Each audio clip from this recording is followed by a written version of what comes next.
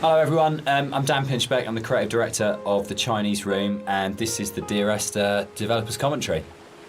Hi, I'm Robert Briscoe, I'm the artist on Dear Esther. And I'm Jessica Curry, and I was the composer on the game. So what you're looking at today is a remake of a mod.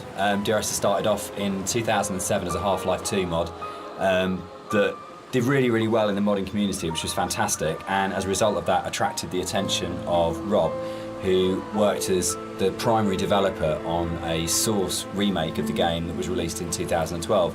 And this year is another remake where it's been updated for a cross-platform release, and we wanted to add in this developers commentary just to give you a bit more of an insight into some of the ideas behind the game as it came together.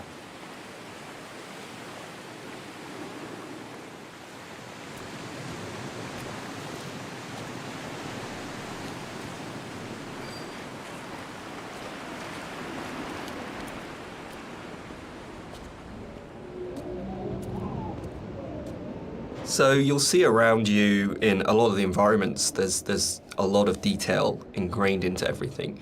One of the things that I wanted to do with Dear Esther is bring the visuals up to the same kind of level of detail that Dan and Jess had put into the other areas of the game. So all of the history and the kind of hidden pieces of story that are intertwined with the VOs and the music and stuff, I kind of wanted to bring some of that into the environments. So if you look around you, you'll see that there's a lot of interesting bits and pieces, a piece of paper with someone's name on it, a photograph, an ultrasound. All of these little bits and pieces are kind of layered in to just kind of bring another aspect of the story into the game. And also, they're actually randomized, so every time you play, you'll see something different lying around. And this is just to build on this idea that everybody has a unique experience and a unique interpretation of the story.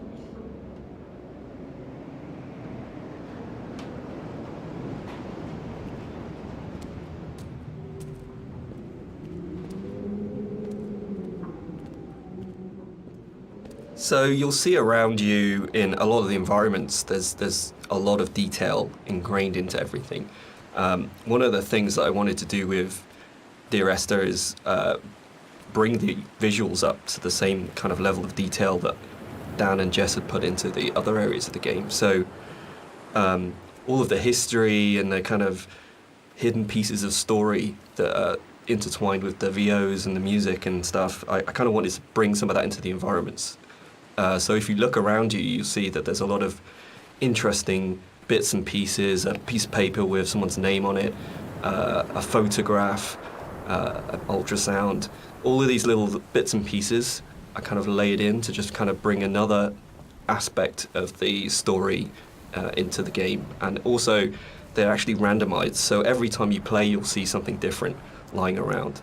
And this is just to build on this idea that everybody has a unique experience and a unique interpretation of the story.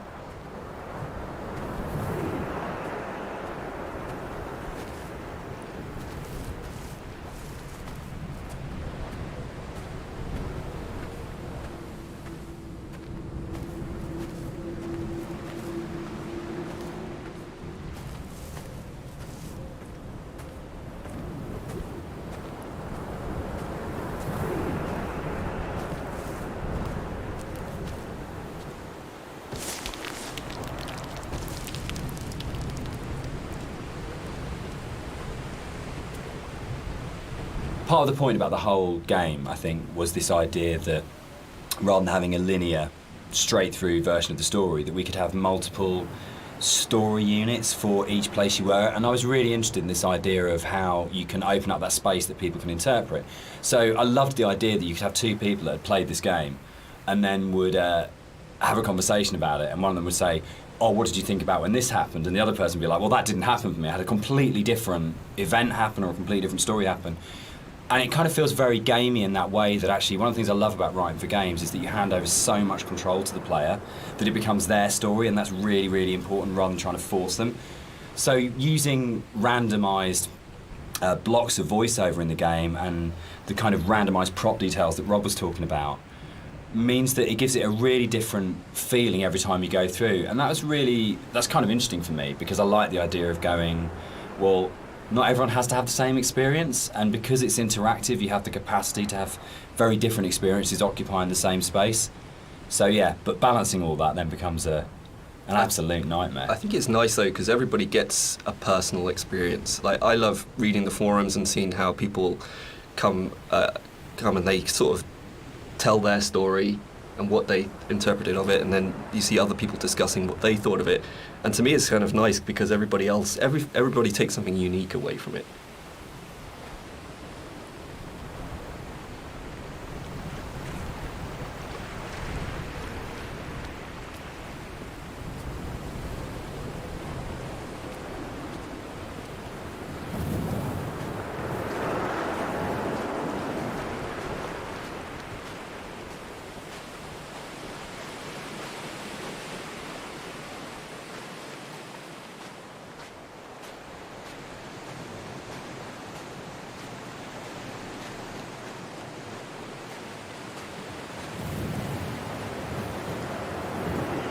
When I wrote the music for the mod of Dear Esther, there was absolutely no budget whatsoever for live players, so all the music was sampled.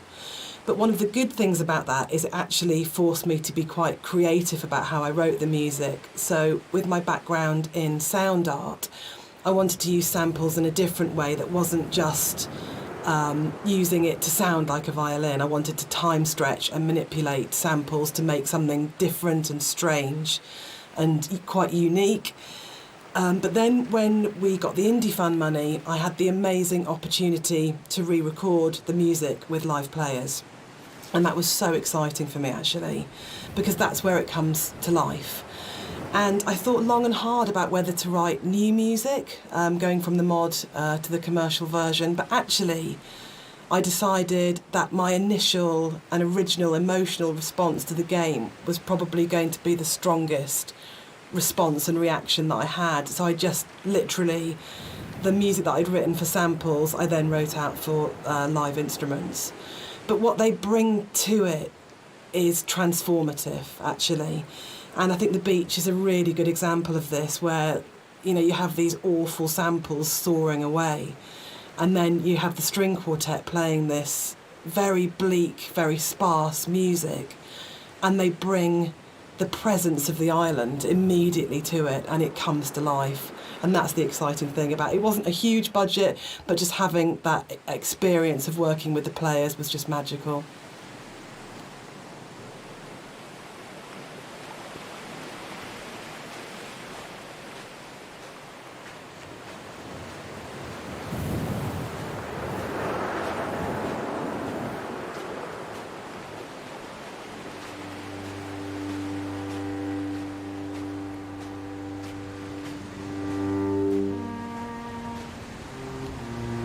Everything about Esther for me is a dream. The landscape is not an island, it's the dream of an island. The music is like music that you wake up because you've heard in your sleep, but you're not conscious of hearing it. And the language in the story was supposed to be like that as well. It didn't matter the sense it made, it was more about the kind of the shapes it created, if that makes sense. So that the words would were like being in water, like listening to something underwater. It'd be this very dreamlike, symbolic, poetic thing. And it always frustrated me in games with game writing. This has really changed quite a lot. There was never any space for poetic language. It's very exposition-y, very descriptive, very direct. And you'd have like art and audio would have these amazing creative spaces they could explore. But when it came down to actually writing, you just had to basically go into the room, describe the character, tell the player what to do. And it just seemed like the most boring thing you could do with words in a game. And why couldn't a writer have the same artistic freedom as a visual artist or an audio designer or a musician, in terms of being able to say, isn't this just about creating this kind of emotional tone, this emotional space? And it's really, I still love that about the game, and it's one of the things I love so much about Nigel's voiceover, is it has this really odd, disconnected, kind of dreamlike quality to it, where you might finish the game and not actually understand anything that happened, but you're being carried along in the flow of it. And without any kind of sarcasm at all, I get into trouble saying things like this. The same design principle applies as this to Halo. It's 30 seconds of fun, or 30 seconds of depressing engagement, I guess, in our case. But it is about that loop of being in the moment in the game constantly, and that's actually the critical thing that matters.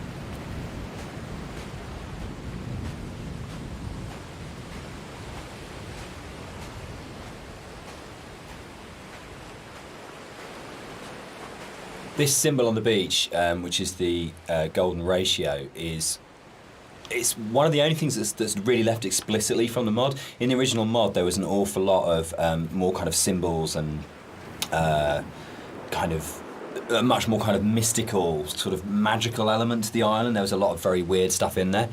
And a lot of them came out of the commercial version because they felt like they were a little bit explicit. And instead, there's a lot more hidden kind of codes and symbols in there. There's still some stuff which you can only actually see or experience if you are not playing the game, if you're looking at it from editor. We had in the original mods things like trees planted to mirror the shape of the M5, or there's a whole bunch of things that are there to represent star clusters and all kinds of things like that. And we'll probably talk a bit more about kind of like hidden details and the secrets in the game as we go through. But that was really interesting for us in terms of the design of it, of going, you've got your kind of, your conscious, explicit play experience, but games are always constantly manipulating your mood and your feelings and the decisions you're making. And so really trying to create a space that had all of these kind of subliminals in it was a really interesting thing that we wanted to do, both with the original, and then I think it got lifted up into a much more sophisticated version when we went to the commercial, because Rob's able to bring that sort of level of artistry to the visuals that really got that kind of sense of hidden meaning in there. And that was really important, given how kind of complex and symbol heavy and poetic the story is, where a lot of it doesn't actually make any sense, but it's about kind of leaving you with these, I guess, like the half-life of ideas and thoughts that you can't quite shake, that stay with you. So we really were trying to get that blend of how music, story and visuals could all create that really sort of uncanny structure that you wouldn't necessarily be able to define properly, but you knew it kind of had a meaning that was staying with you.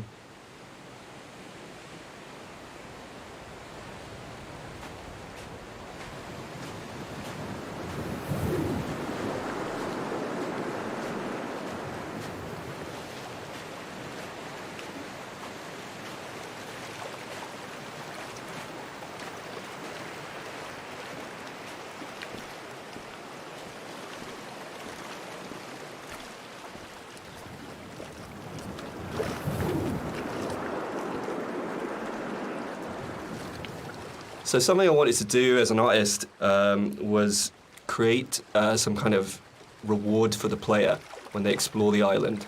There are some areas of the game where it's a little bit more quieter, there's no music or there's no voiceovers.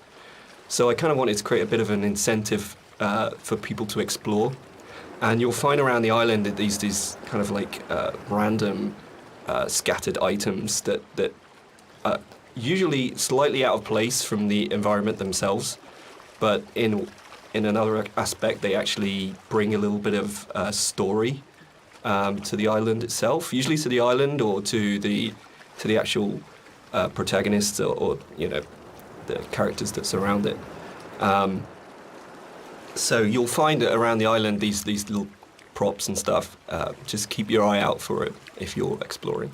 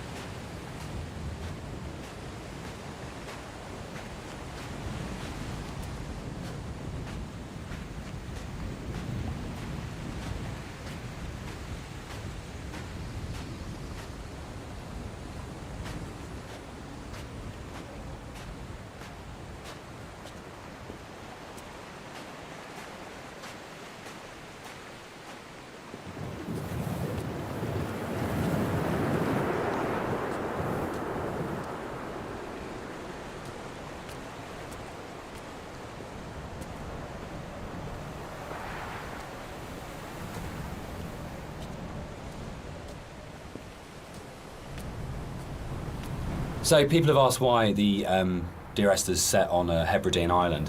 What's really interesting about this is one of those times when your kind of aspirations as an artist and the practical realities kind of dovetail.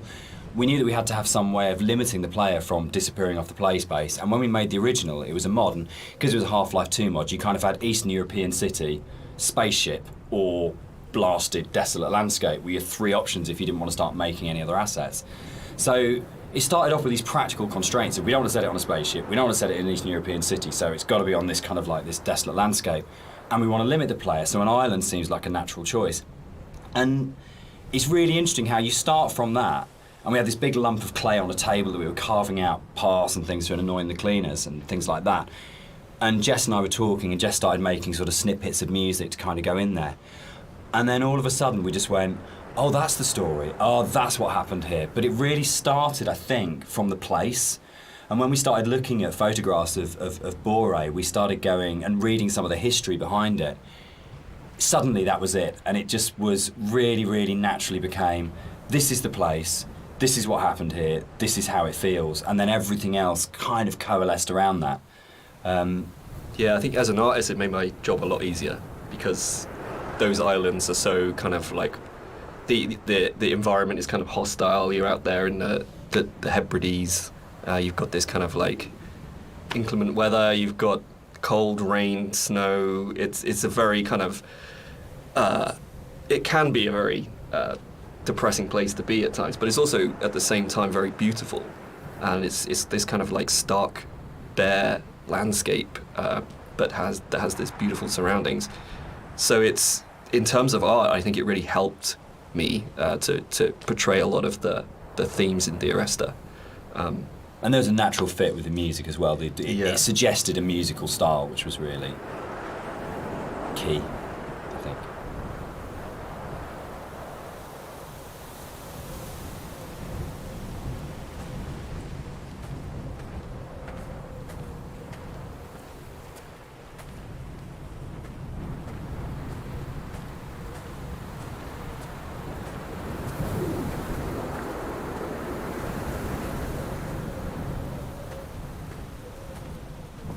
One of the things you're always trying to do as a composer is create memorable themes. And a slight confession is that probably the most memorable theme, which is Remember in Dear Esther, wasn't actually created for the game. Rob's looking shocked. So it was actually from a piece of choral music that I'd written years before, based on a Christina Rossetti poem called Remember. And one of the things I was talking about earlier was how I didn't have any budget. So I had this piece of choral music, And I thought, hang on, this is absolutely perfect for Esther, but I don't want to use all of it. So the only bit that you actually get in the game is the first line of the choral piece of music. But that actually went on to form the main theme of the music that I wrote. And I think for me it's really interesting about how things that you've written earlier, years before, sometimes come in really, really useful and fit. So I always tell people and students not to despair if something doesn't get used or doesn't work at the time, because actually there'll come a place or in a time where you think, hang on a minute, I've got something that fits. So in terms of that memorable theme, the remember theme gets used in multitude of different ways during the game. And one of the things it does is helps you to identify the kind of psychic place that you're in the game. So the theme is played in lots of different ways, and actually you'll notice that as you go through the game, it becomes more and more broken and more manipulated and broken down as the player goes through the journey and as you're psychologically struggling to get to the end point in the game. So music's really, really useful for highlighting the psychological mood. And we talk a lot about psychogeography, which always sounds a bit pretentious, but actually I think it's really important to what the three of us did in the game. Yeah, absolutely. Dan, maybe you want to sort talk of like a bit the about core that. kind of idea about psychogeography. If you're not in the place you're in, is not the place you're in, or you create the place you're in. It's not just as you're here and then the landscape's out there, but you don't navigate like a city by street signs and by those kind of formal things. You navigate it by the things which are significant to you in the way that you've lived in that space. And I think that was really kind of key to, I think it's really central to how the fusion of art and story and music come together in Dear Esther, because it's not a place where we're going, right, we have to lead the player up here because it's a natural formation, and then you would naturally have a piece of music here because you come around a corner. But the story, music and art all work around the idea of what's going on in the narrator's head at this point. How do we represent his emotional state relative to this landscape? And again, it's that idea of the game is, it's a dream of a place. It's like the idea of it being a fever dream or a coma dream, which obviously ties in a lot with the kind of story, and we'll come back to in a lot more detail when we get to the caves a bit later on.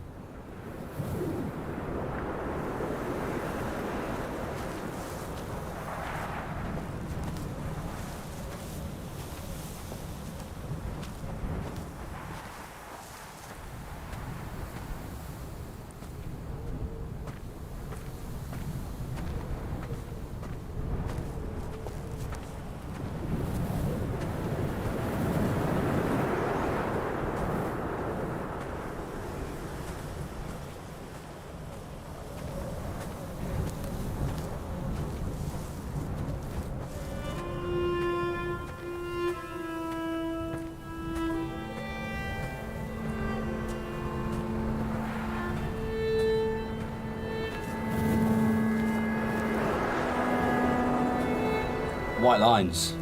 Yeah. They actually did this. It was really cool. I found this historical document. They used to do this on Bora and the Hebrides. If their disease broke out, Really?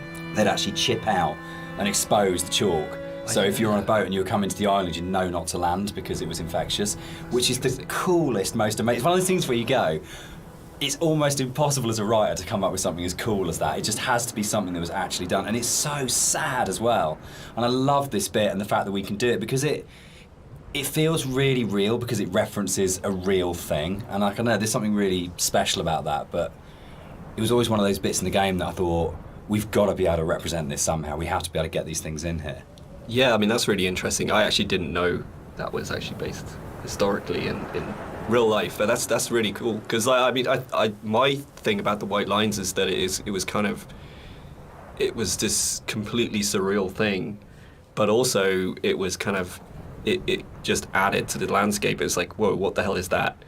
And putting that into the game was kind of challenging because to me it just seemed like, oh, it's going to be really hard to pull off in a way that's kind of realistic. But then when you look at the kind of art style of the game, it's not really a realistic thing. Like everything is half imagined. So in that way, it kind of really fit into the landscape, and it kind of creates this amazing sort of landmark that you see in the environment. And I just found it really interesting to hear about that. I think it's one of those things where it's not a realistic place. And I mean, no game is a realistic place anyway, but one of those things where understanding that you're making something which isn't real and you have that kind of capacity to be sort of, to explore it artistically. And we'll come back and talk about sort of like it not being realistic, I think, in a little while. But that's really, really important, because then you can say it's about what these things kind of represent or how they make you feel as a player, not about going, is this accurate? And I get really inspired by sort of doing a lot of research into kind of history and things like that with all of our games, because you can just find those things that just kind of like speak to you. But it's amazing, you can find that in like an 18th century book and go, that really speaks to me now, that has meaning now, and that's fascinating, I think.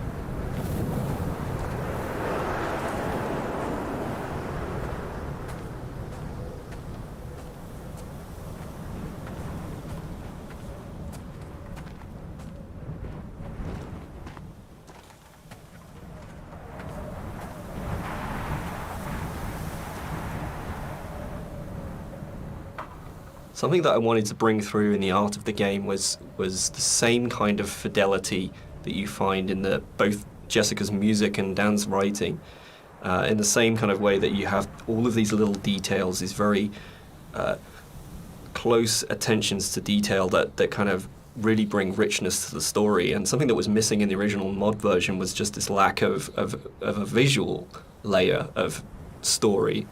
And something that I did throughout the art of the game is to add in all these little details here and there, little bits of story, little links to certain things that you may or may not hear or see, just a layer of richness in the world and give you some kind of reward for exploring. So keep your eye out as you look around.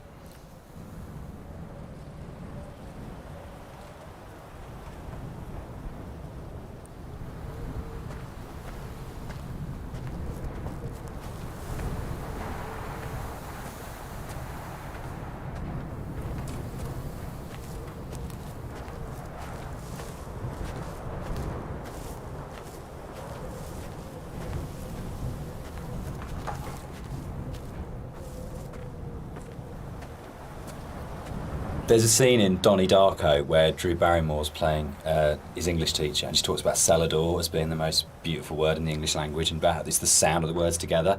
And Dear Esther actually comes from the introduction From a Faith No More song, the Crab song on the first album, Introduce Yourself. And there's a point where, I think it's Chuck at that point as the vocalist before Mike Patton, just says, Dear Esther. And it really lodged with me because the sound Dear Esther just has a really amazing sound to it. And I think when we started making it, and the idea of it being this series of letters to someone came through, it just came straight back out of going, that's just a really beautiful sounding combination of words. And I think that really sums up the whole approach to the writing in Dear Esther of what's the most beautiful combination of words and images we can put together, and to do it that way rather than writing a traditional plot as such. So yeah, Dear Esther, Faith No More and Doom, that's where it comes from.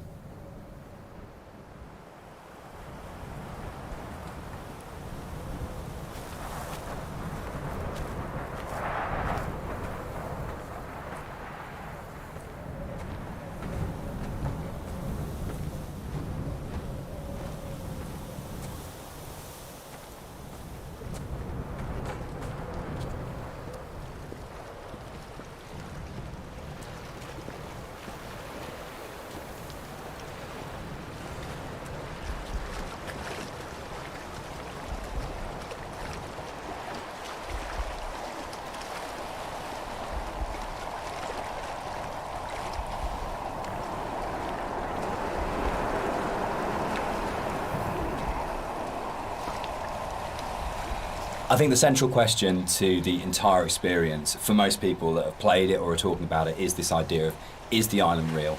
Is what's going on a literal event of a man walking across a Scottish island, or is it a dream? that he's had?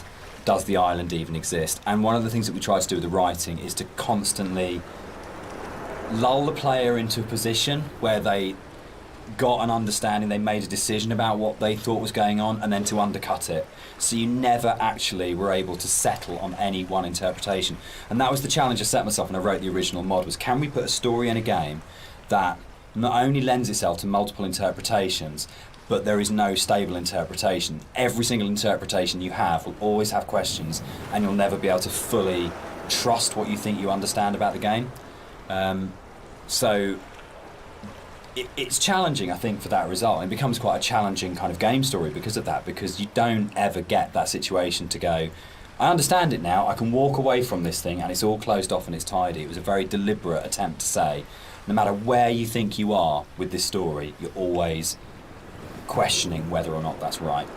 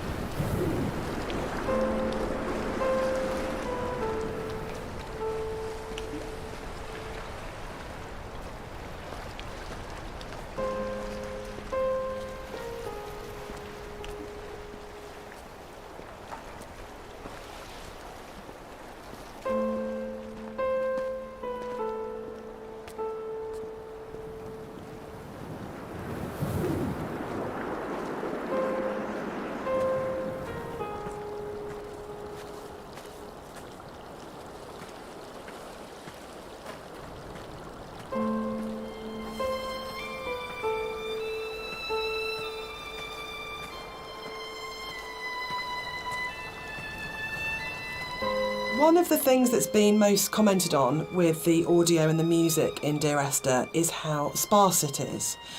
And that was a really deliberate tactic. I wanted to leave room for the player to think and to dream and to wonder and to put their own interpretation into what was happening.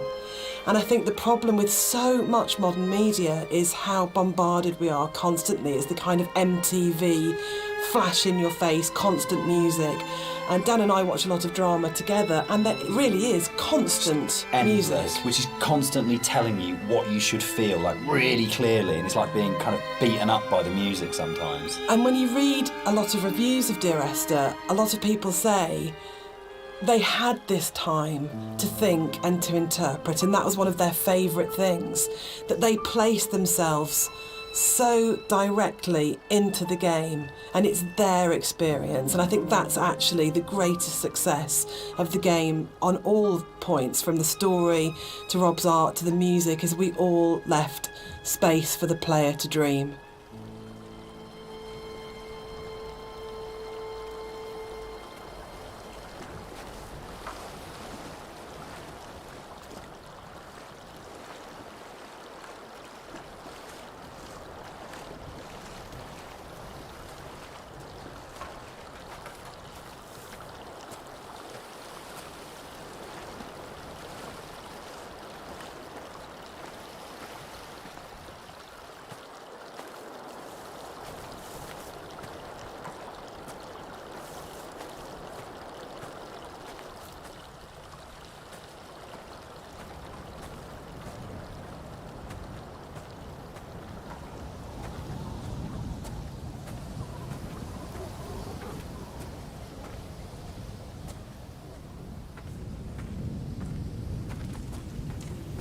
So there's a lot of places in the game where you see a lot of strange things, and this is very deliberate. One of the things we wanted to do is just kind of like not spoon feed the player every little piece of story. We kind of just, some things are literally just in there to just kind of let you think and let you decide on whatever you want to bring to the story yourself. So it's kind of like I approached it like an impressionist painting where you've got like this kind of very vague outline of things, but if you stare at it enough, you can kind of like fill in the spaces and kind of the image comes together on its own. So a lot of these kind of strange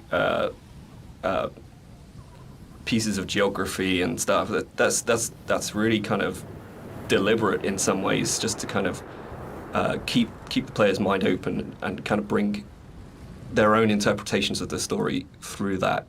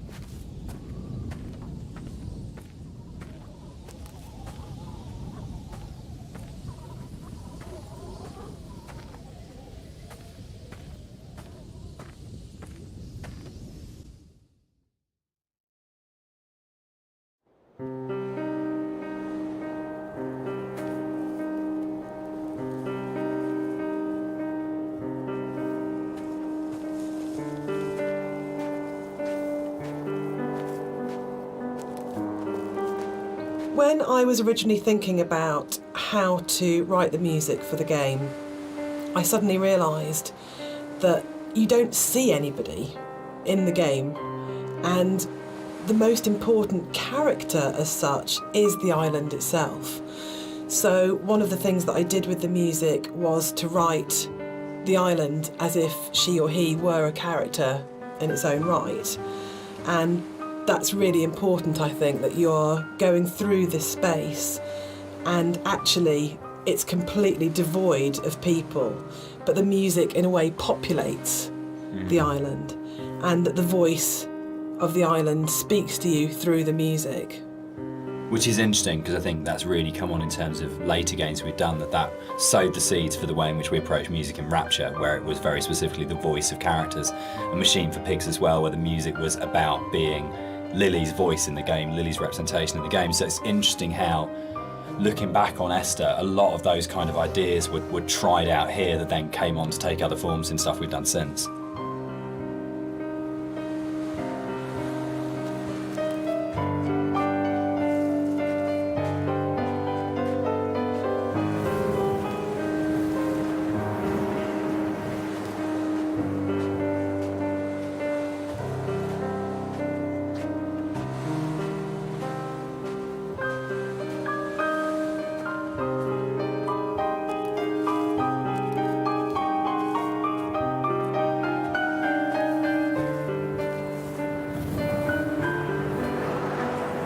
All right, let's talk about walking. Let's do it. We're gonna address the elephant in the room, the very, very slow-moving elephant in the room. So this might be a longer conversation because it kind of fits with that. So Esther was the first of the what are now called walking simulators, and it was really interesting that for us it didn't feel that weird to have a game that was slower than normal, where actually there was lots of time to just walk around and think and look at things. And it was amazing at the time how this was seen as completely revolutionary. And it's really interesting. And it's amazing to see how many other games have kind of like taken it on board. For me, it came from, I didn't see it as being odd to have a game where very little happened, where you thought about what you were doing. For me, it was kind of interesting that you could play some of the best moments in Doom are the bits where nothing's happening and you're just doing it, or System Shock, or those games that I absolutely love. Those quiet moments were the really powerful ones. But Esther is definitely slower than a lot of games. And I think that's actually why it's lasted. I think if we did have moments where we went, should it be faster? Should we put a sprint button in? But I'm so pleased that we kind of held our nerve and went, no, just as like in real life, I don't run everywhere because that would be weird. It's okay to have a game where you don't run everywhere. And actually it is a bit weird to run everywhere. But if you're going to do that, then you've got to support it in other ways. And I think the music was a really powerful way of supporting that change of pace. What's really funny for me though, Dan, is that shamefully I'd never played a game before I worked on Dear Esther, so I didn't realise that all games weren't like this, which is now looking back really naive. But I didn't realise that games didn't have, always have, this slow pace, and I thought there were lots of meditative games out there, and that actually wasn't really the case at the time, and that's exploded since. But in terms of the music, supporting that pace that you'd set emotionally felt really important. So if you listen to the music, actually the BPM is at a very slow walking speed. And it just almost, there's a lot of things now that say it's called entrainment, that it slows your heartbeat, or it can speed up your heartbeat when you listen to music. And actually I think what the Esther music does really successfully is it makes you almost accept, and more than accept, that speed. You actually start to feel that's the pace of your journey, and that I really like that about the music actually. It makes you just comfortable with that pace too. I think it just eases you into it. You feel relaxed.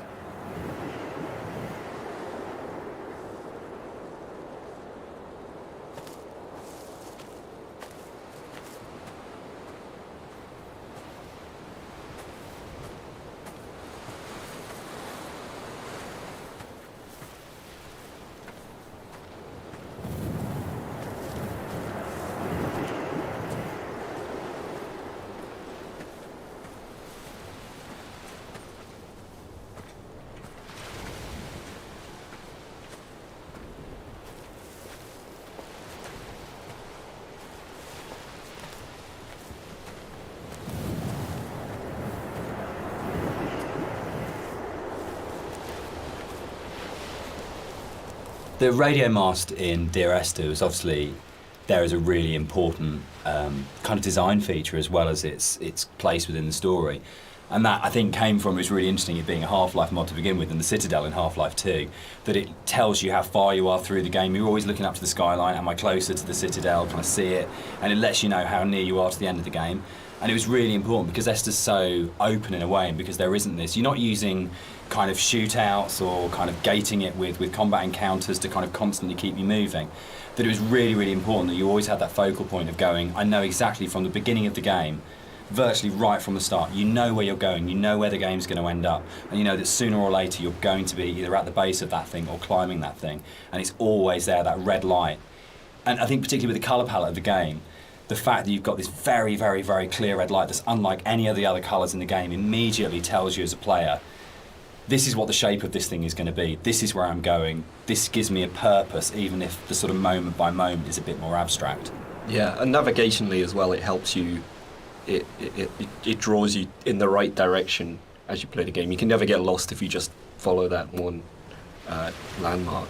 Yeah, I think it's a really interesting place of where that sort of traditional game design is still, there's loads of it in Esther, it's just not necessarily done in quite the same way.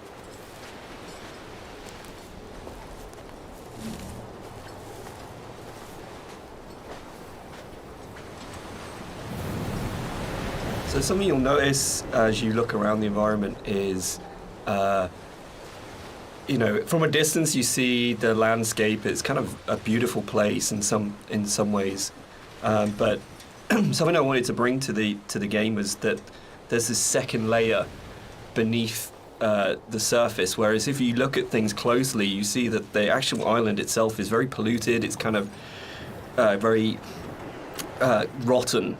Everywhere you look, every rock, every grass surface, it has this layer of filth on it, and it's kind of been put in there just to kind of emphasize further that this island's a really unpleasant place to live.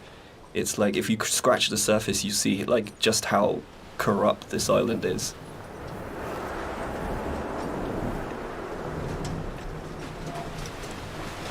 So something you'll notice as you look around the environment is, from a distance you see the landscape. It's kind of a beautiful place in some ways, but something I wanted to bring to the game was that there's this second layer beneath the surface. Whereas if you look at things closely, you see that the actual island itself is very polluted. It's kind of very rotten. Everywhere you look, every rock, every grass surface, it has this layer of filth on it, and it's kind of been put in there just to kind of emphasize further that this island's a really unpleasant place to live. It's like if you scratch the surface, you see like just how corrupt this island is.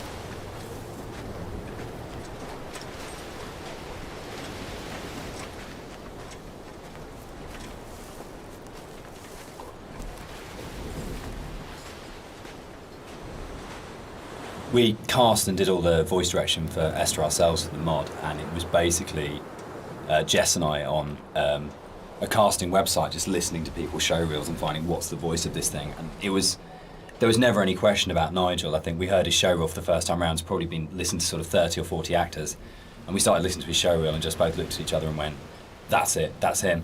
And it was amazing when Nigel came in. We had, I think, a day and a half to do the whole thing. And he just did that amazing thing that really, really great actors did. If he just walked in, got in front of the microphone, and more or less did the entire thing in one take.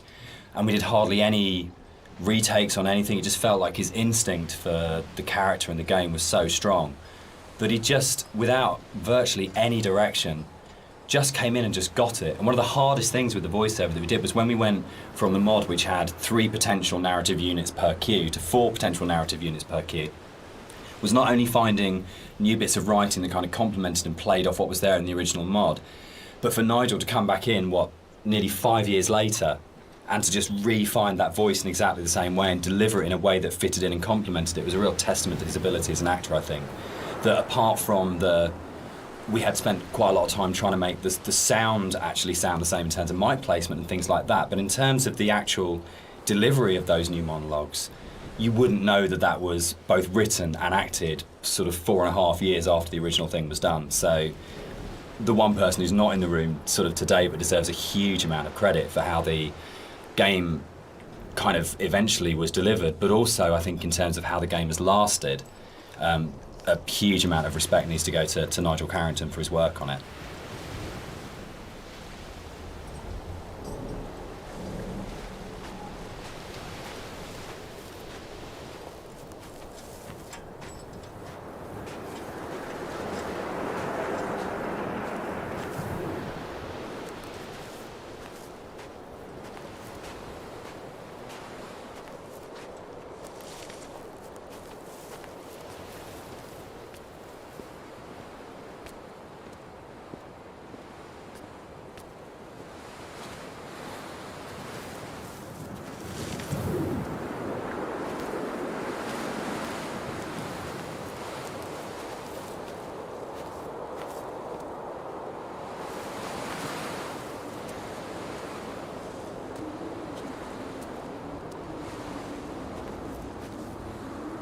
So this hole in the ground was kind of a difficult thing in some ways. It's a bit of a challenging aspect of the game. Because,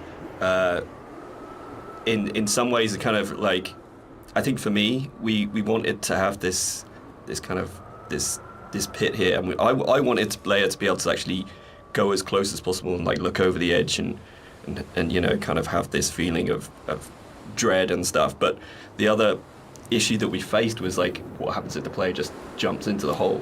Like we have no real death in the game. And from a design point of view, Dan, I mean, I don't know what you it was really hard because you know, it was a game where we couldn't let the player die. We didn't want to have respawns, but we had to handle the fact that there would be both accidents where the player would fall off a cliff or something, but also the deliberate urge as a player. You know, the first thing you're going to do is go, great, there's an ocean, how far out can I go? Or there's a cliff that's really high, can I jump off it? And how do you have death in a game where you can't have the player die? Because if the player starts breaking up the experience by dying and reloading, then you're in you start breaking the experience a lot. So yeah, I mean, we didn't want to also have like artificial boundaries, you know, where it's like an invisible wall. Like if you take a look through the game, you'll never see a place where you think you can get to, but you can't. There's always some kind of actual natural boundary or man-made boundary.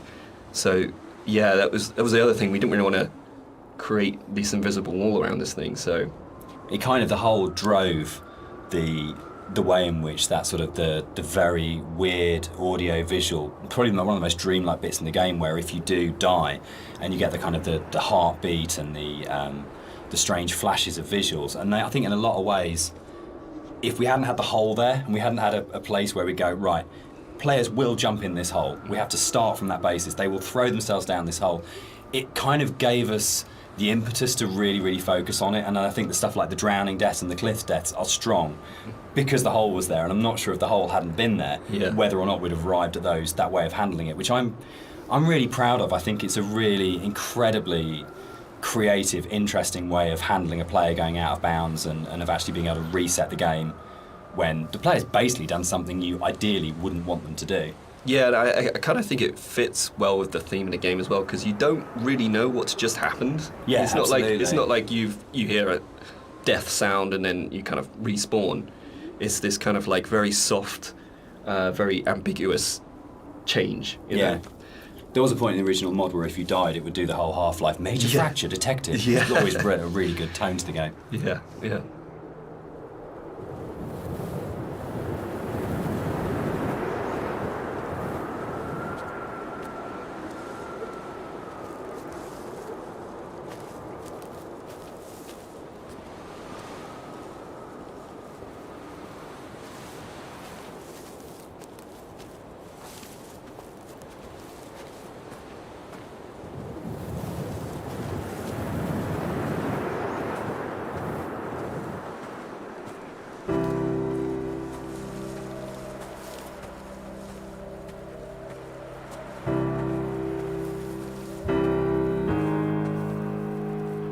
One of the really important jobs of a composer, I think, is to provide the player or the listener with different emotional tones and states. And up until this point in the game, the music has been very sparse, very intimate, and very isolating in a way. But the island is also a beautiful and magnificent place, and what I wanted to do at this point for the first time in the game is to create something that was really epic. So we go from that shift in scale where it's very intimate and small to suddenly realising that this is an extraordinary and magical place to be, as well as a difficult and quite sad and melancholic place to be. So the string players were instructed at this point to play with much more vibrato. Up until this point they've played in a very sort of Scottish style actually, no vibrato, very plain playing. But this was a really beautiful cue to write actually, because it has that scale. You suddenly realise that the island is really big, and you have this beautiful vista, and the music then shifts so the player can actually, just for a moment I think, enjoy being where they are. Yeah, I think that's it. Can I? Yeah, I was going to say, this is actually one of my favourite parts of the game. It's just where everything, all the elements kind of come together perfectly. You've got the music, which just is just epic, as Jess has said. You've got the landscape, which is kind of like this big open space. You've got all the little bits and pieces that I put into the detail of the environment, like the movement. There's leaves blowing around. There's the clouds in the sky. There's the mist rising off of the grass, and then you've got Dan's voiceover coming in there. And I think it's just like all of these elements coming together and just in perfect synergy, and just kind of, it really brings chills up your spine.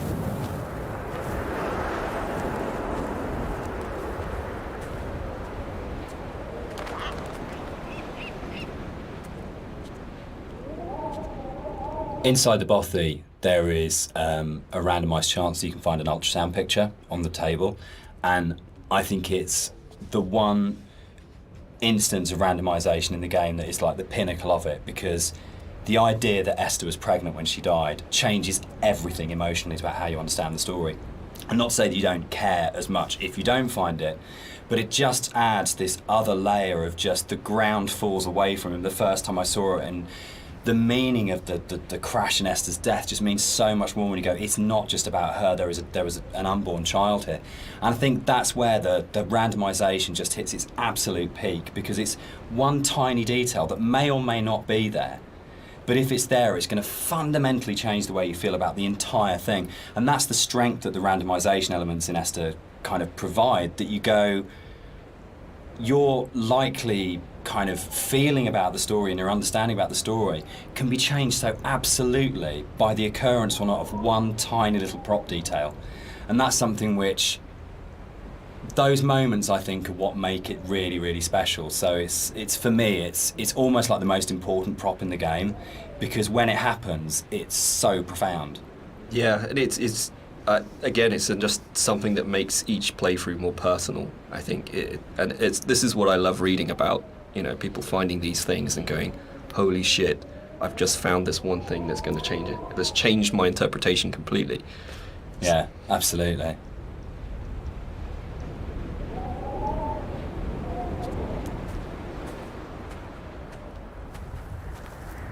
So as you leave the bothy and the seagull takes off, that's the one jump scare in the game, which is kind of interesting, because when we made it, we kind of had to, we kind of called it a ghost story, but there was no intention really. We kind of wanted this dreamy, hallucinatory type thing.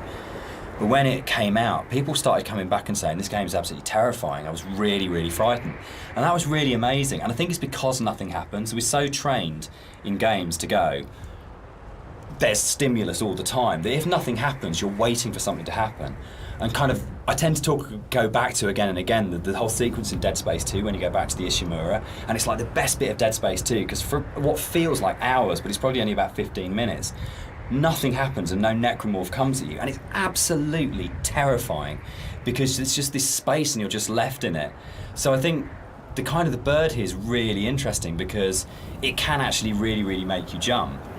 But I don't know if that was part of why people were saying that the game was really scary, but it was a real surprise when people started coming back and saying, this is a frightening game. And I don't know how much of that is to do with the ideas in the game are frightening when you think about them, and how much of it is to do with just the emptiness and the lack of kind of things in the game make it a really quite stressful or quite frightening place. But it was a real surprise, I think, that sort of reaction from a lot of players when we shipped it.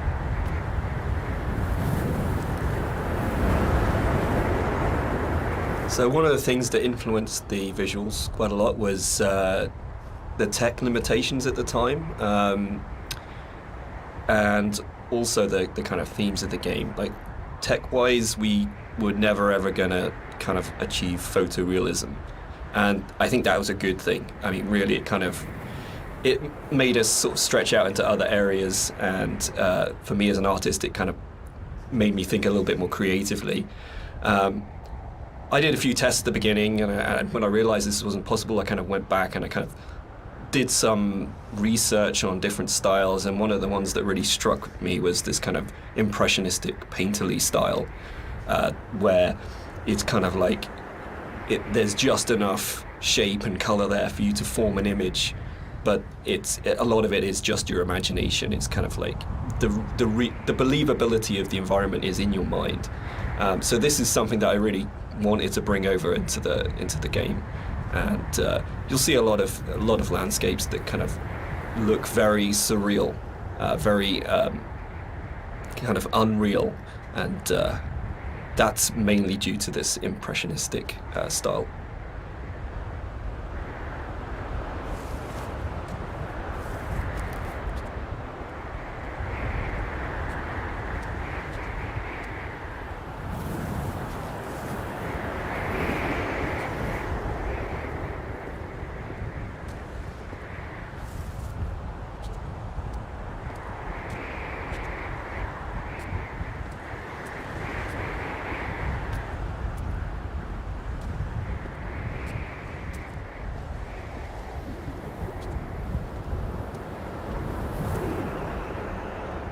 We should probably talk about some of the inspirations behind it.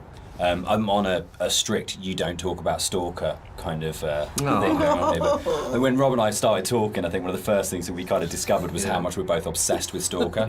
And I think that was one of the major things behind it in terms of when people talk about game inspirations. I mean, for me, there's a lot of FPS stuff in there, Doom, System Shock, but I think Stalker probably more than anything else.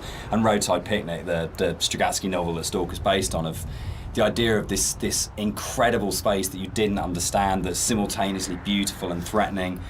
And I think sort of Tarkovsky's kind of films kind of play into that as well, particularly his version of Stalker, that you want to have this place that you feel rather than think about. And for me, that was like really kind of core to all of the inspirations for the game, was this is a space that is about feeling, not thinking. Yeah, I think the movies in particular, I think I hadn't watched the movies. I'd read the book and I played the game, but when I watched the movie, it kind of all made sense to me, like why I like the game so much and why I like the story. It's just like every shot is like a painting. It's like every shot has its story to tell. There's very little dialogue in the actual movie itself. There's just these long, lingering shots, and each shot is amazingly beautiful, and its kind of desolation. And for me, that was like a huge influence. You know, like trying to bring some of that through into the environments. So that is definitely something I'm going to struggle not to talk about. But the game as well. I'd say the actual Stalker game has a big place in my heart, like gaming-wise. It's one of the reasons I got into game art in the first place. Yeah. So that to me is a big part of it too.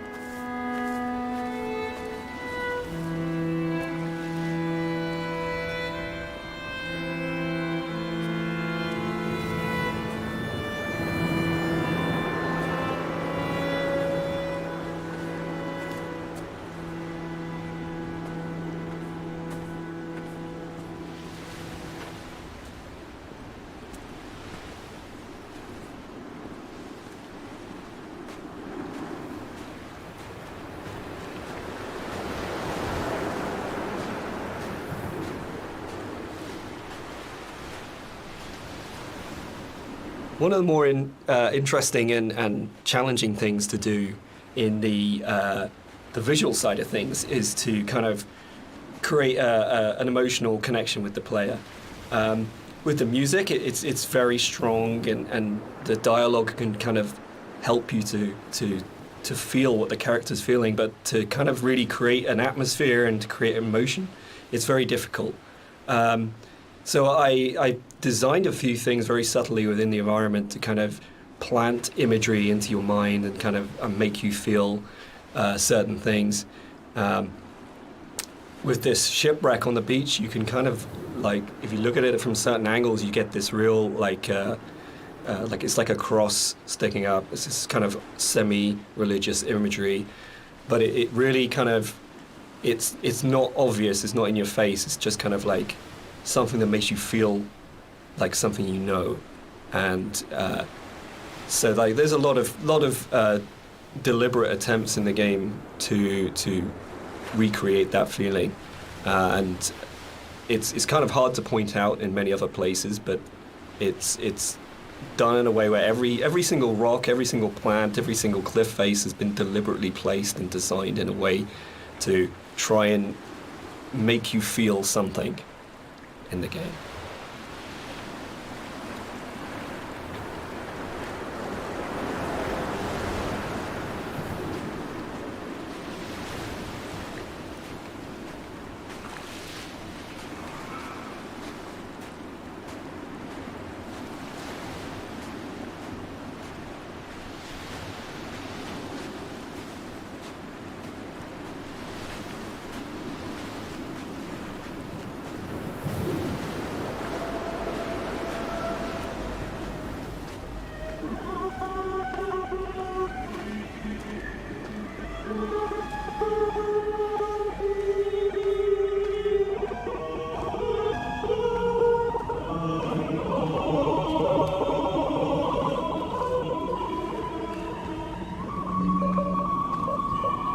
This is another of my favourite bits in the game, where you come along the edge of the sort of gully and you find hundreds of books, and it's one of the first times where most explicitly there's the suggestion that nothing you're seeing is real, because there's just no way that this can exist. And it's a really amazing, uncanny moment.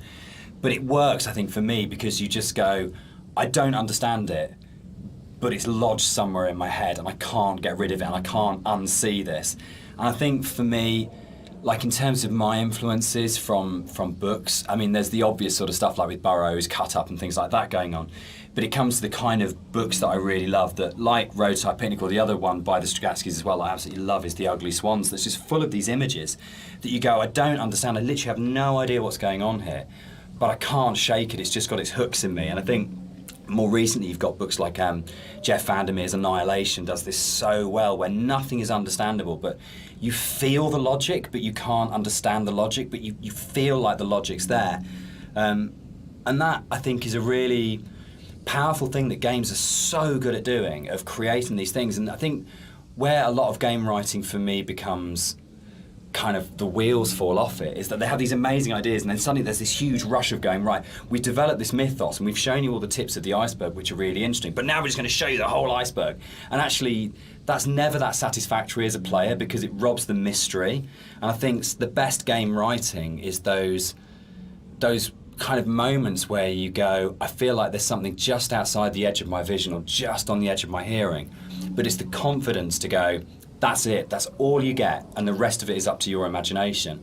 And I think it does loop back to games like Stalker. I think Skyrim at its best does it so well, where you just have these moments where you think, I want to know, but it's going to be down to my imagination to draw those things. And the player's imagination is the most powerful thing you've got in your design kit. There is nothing you can put on screen, there is nothing you can do with audio, there's nothing you can do with dialogue that will ever be as powerful as the player's own imagination.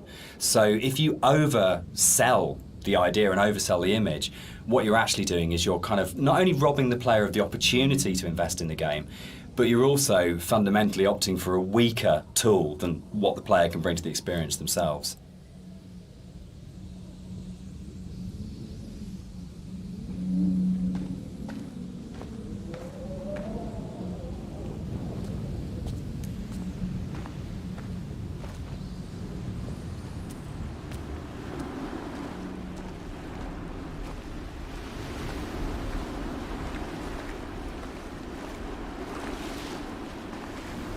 One of the really important images in the game is the radio mast, and the soundscapes that I wrote for the game are really tied into this idea. So it's the concept of the tortured sounds that they're so broken down, they're so manipulated, and it really is supposed to represent the inner state of the protagonist at this point. It's that fractured understanding. So it kind of works on two levels, actually. We have the narrator who's trying to understand the journey that he's on, and we also have the audience's journey and their struggle for comprehension to understand what's going on in the game. So this distortion, this breaking down, this fragmented, kind of tortured sound really ties into the idea of the radio mast and that idea of communication, actually, that the game is trying to communicate something to you, the narrator's trying to tell you something, but it's so difficult to understand what that is.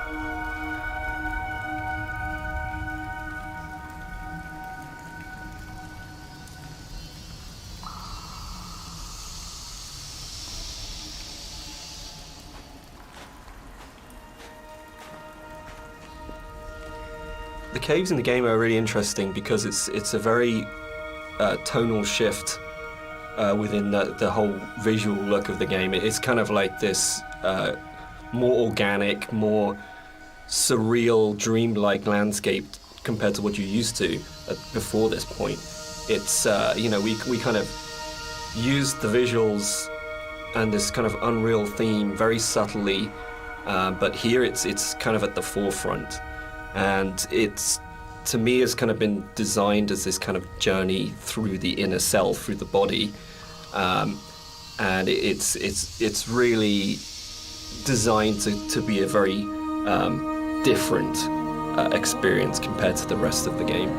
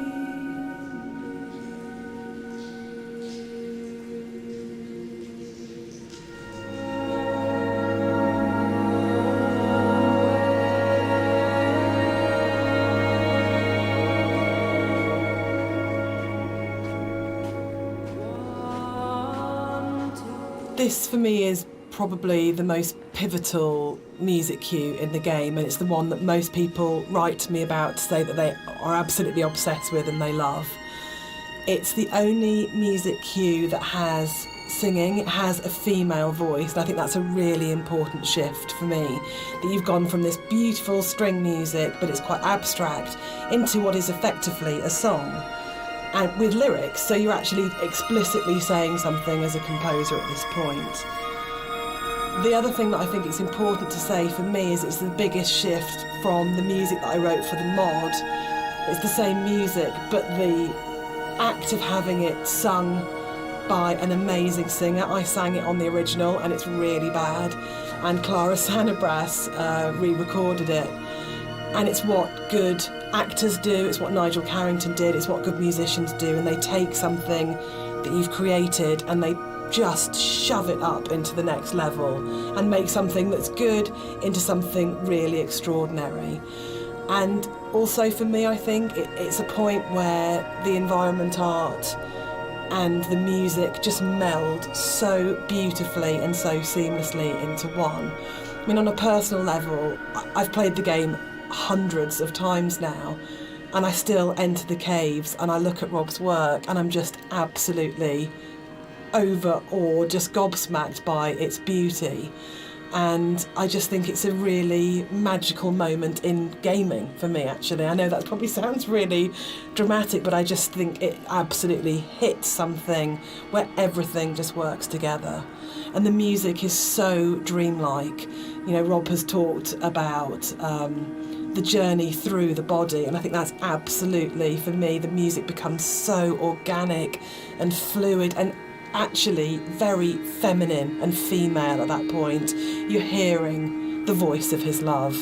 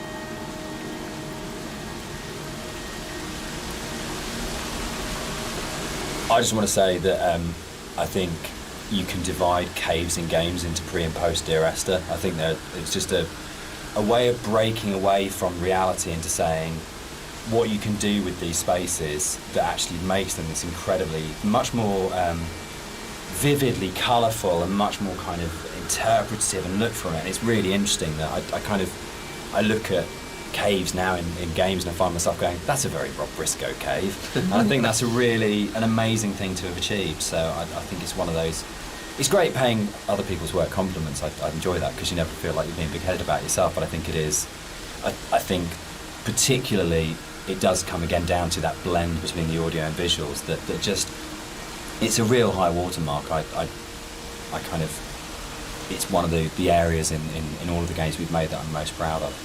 I think as well, you think you know what you're getting with Dear Esther for the first 45 minutes of the game, wherever we are at this point, and then you step into something completely unexpected and completely new, and I think it just throws the player such a curveball in such a wonderful way.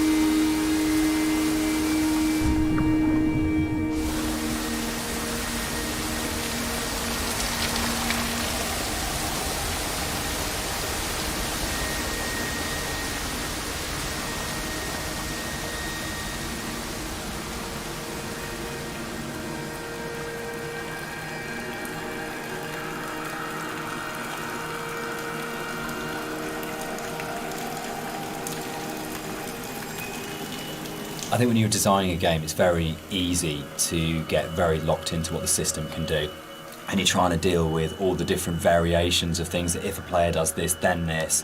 And we have to deal with the consequence here. And our lead designer, Andrew, and I talk about this all the time about you might have an idea, but then how does this radiate out throughout the entire system? And you get very caught in the idea of what the system has to be and how robust the system has to be and this kind of thing. And I think what's really important as a sort of a designer, as a creative, is that understanding that actually the real game is happening in the player's head and that the system can be whatever you want it to be, but if the game isn't running in the player's head as opposed to on the screen, then you're missing a trick. You're not letting the game be everything it could be.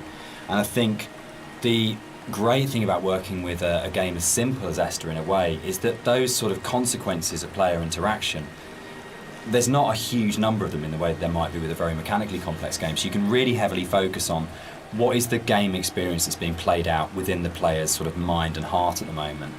And there are other, sort of, I know this is a kind of a way of approaching game design that has become increasingly popular over the last few years, and like Journey was a really, really good example of that game company really focusing on what's the emotional experience of playing this game. But I think, again, it's probably one of the reasons why Esther has lasted as long as it has done, because it's not a mechanical exercise, it's an exercise in trying to inspire you as a player to have the deepest experience and the deepest engagement and to really run the game in your own head rather than it being something that you're sitting 6 feet away from kind of interacting with. I hate interaction as a term for that. I think it becomes very cold and mechanical and systems driven, and really interaction is completely trivial and pointless if there isn't an emotional engagement with the player and you haven't moved it away from the screen and into the player's head.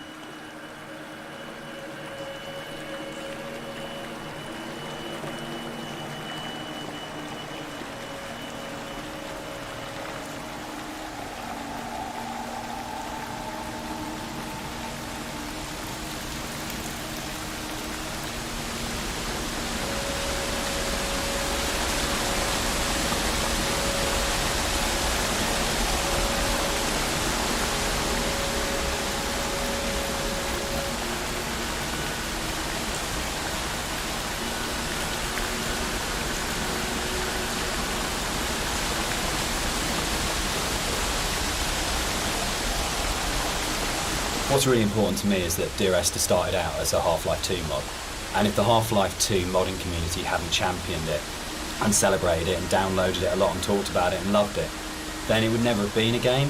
So it's never really bothered me, the kind of is it a game conversation, because as far as I can see it, Dear Esther and like everything that's come after it has been inspired by it. This was championed by Half-Life 2 modders, and they made it what it is.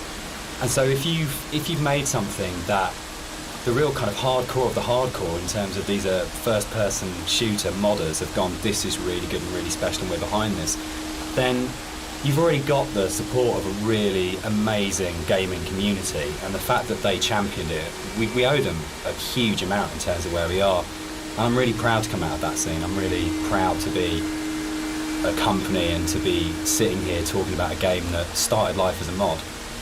Yeah, I think they're the ones that have really kind of like pushed us forward and given us the passion to be able to take it to a commercial level and give us the confidence to make us believe that there's an audience for this kind of thing.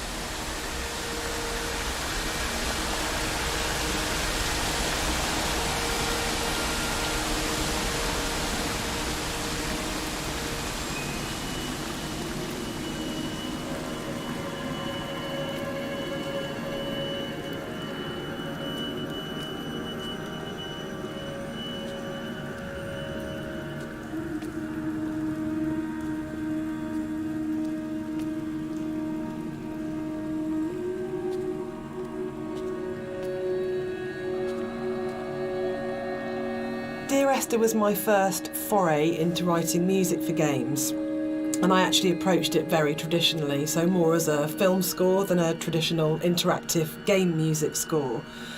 And what's really interesting for me is that the lack of interactivity in the music was never a problem for anybody that played the game.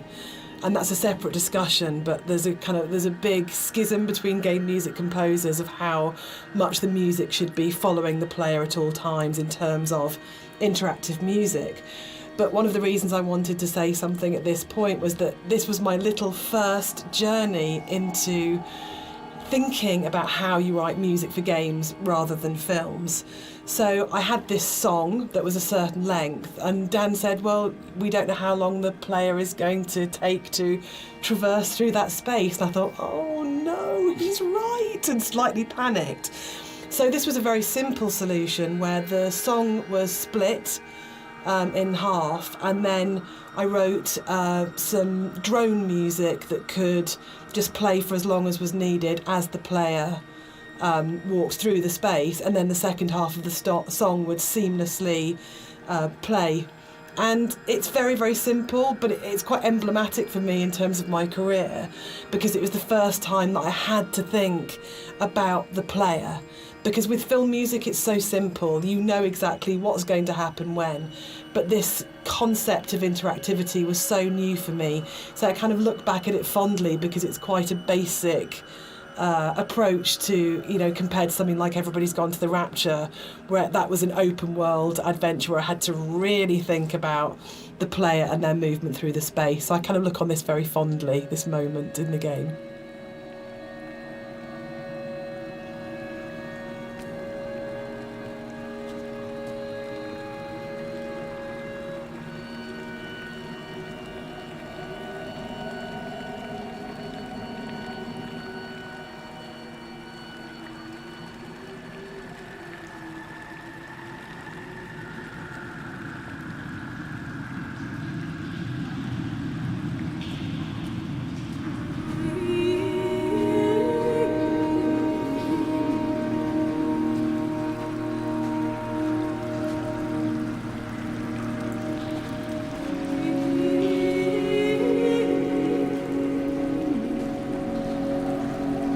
I don't know when the paper origami boats first came into things with Esther, really, but it felt like a really amazing metaphor of taking these letters and folding them into boats and then letting them leave the island, because at this point in the game, it's kind of the realisation is there that this isn't going to end well, and that the narrator is never leaving the island. And the idea that this kind of, again, the idea of communication, or the attempt or failing communication, or trying to speak through the coma, or whatever it is, however you want to interpret it. But the idea of putting the boat in the underground river really felt like it kind of reinforced that sort of dream-like kind of quality of the caves of actually there's something really sad about this one boat, because when you see it go past, you know that even the boats aren't going to leave the island. Like this is something which doesn't have a tidy, neat kind of like resolution, and there's, even if you don't sort of think about it to that sort of level of depth, there's just something, it's one of those things that I really love about games that you can do, where it's just a moment that has a really distinct emotional tone to it, that you go, there's a pause when you see that boat goes past, that I just think is, yeah, it's something special you can do with kind of media like games.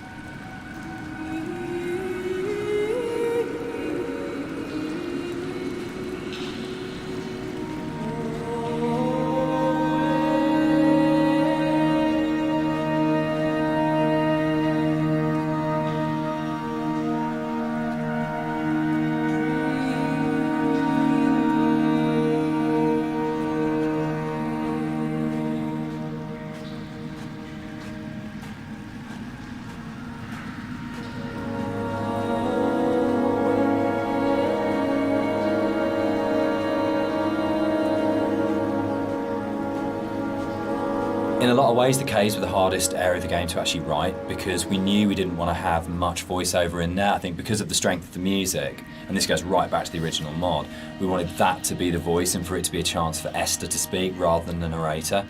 And we also wanted to have this break, so when the narrator came out from the caves, you had a real definite sense of something happening and that he had changed as a result of this journey. So it meant it really felt wrong to have a lot of voiceover within there, but then that made it really difficult, because then it was, you had like 4 one-sentence lines in there, and each one of those had to have an absolute clarity and to really, really kind of work. So I think for me, it was really interesting. It's like the difference between writing kind of fiction and writing poetry. When you read really amazing poets and you have that incredible surgical precision where every single word is considered and placed so absolutely. And rather than being able to kind of, because the narrator rambles quite naturally, it was able to, you could kind of get into the flow of the narrator's ramble in other places in the level, and this was a real challenge, because suddenly I was having to write like a poet, of going, every single one of these words, every single cadence, every single sound has to be absolutely perfect, or it'll just feel like the narrator's voice is intruding on the rest of the experience. So it was, yeah, I think definitely the most challenging area of the game as a writer.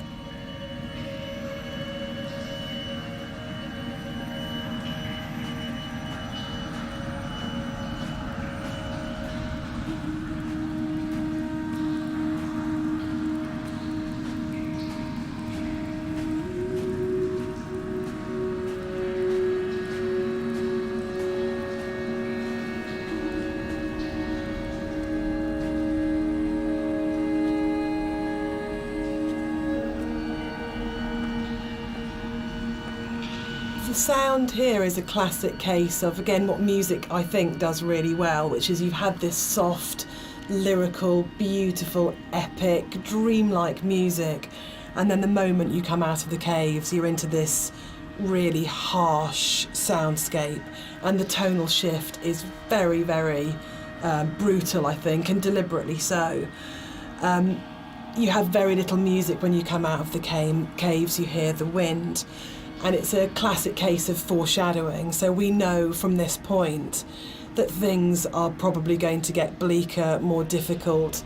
And yeah, it's something that music does really well, I think, which is that emotional signalling and signposting.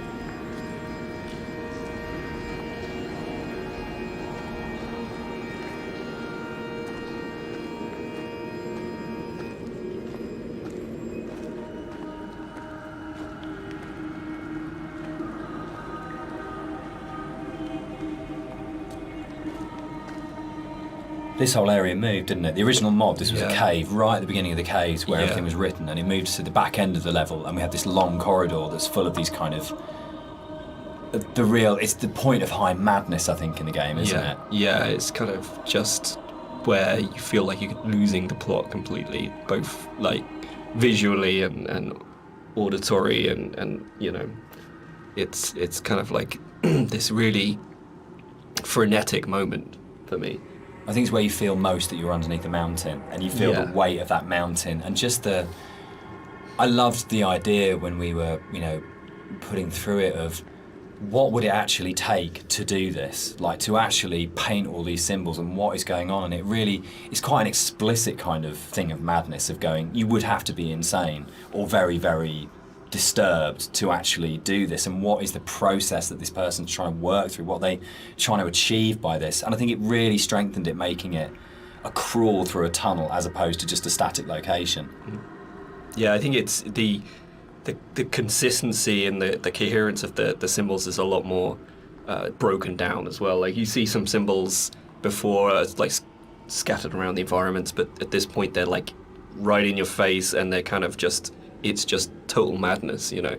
Any kind of meanings have been crossed over and confused, and you know, I think it really helps to bring the tension up at this point at a level as well. So you're kind of coming out of this dreamlike state a little bit. Yeah, you kind of know that you're getting towards the end of the serenity into something that's a bit more disturbed than that. Yeah.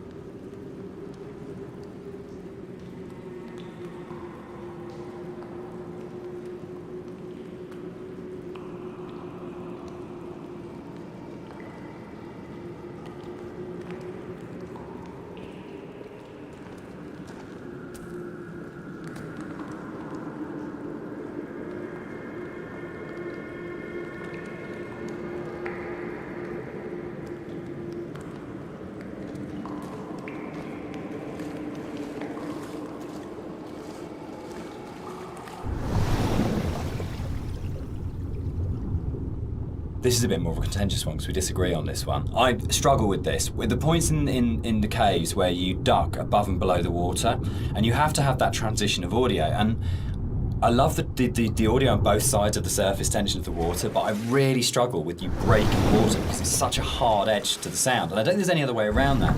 And you need to have those moments where you do go underwater because it's so important.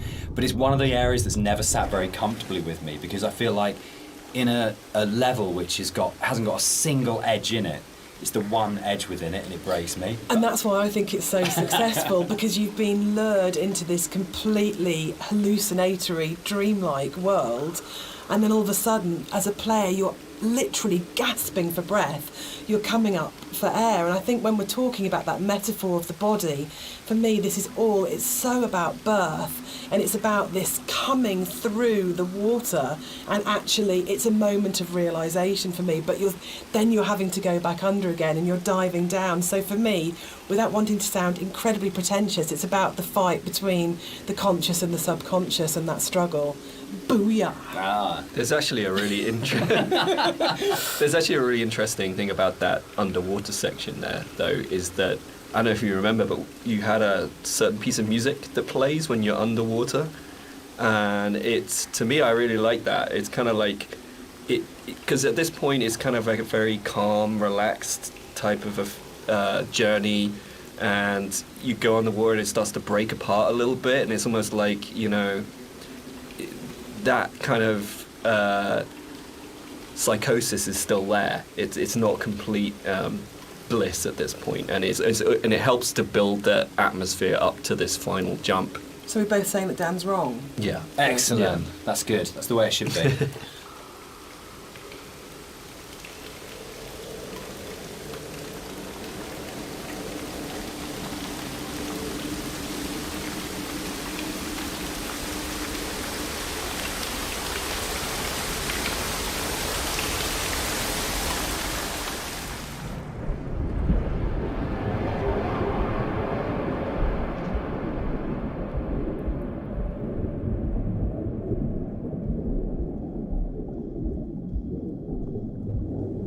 motorway scene.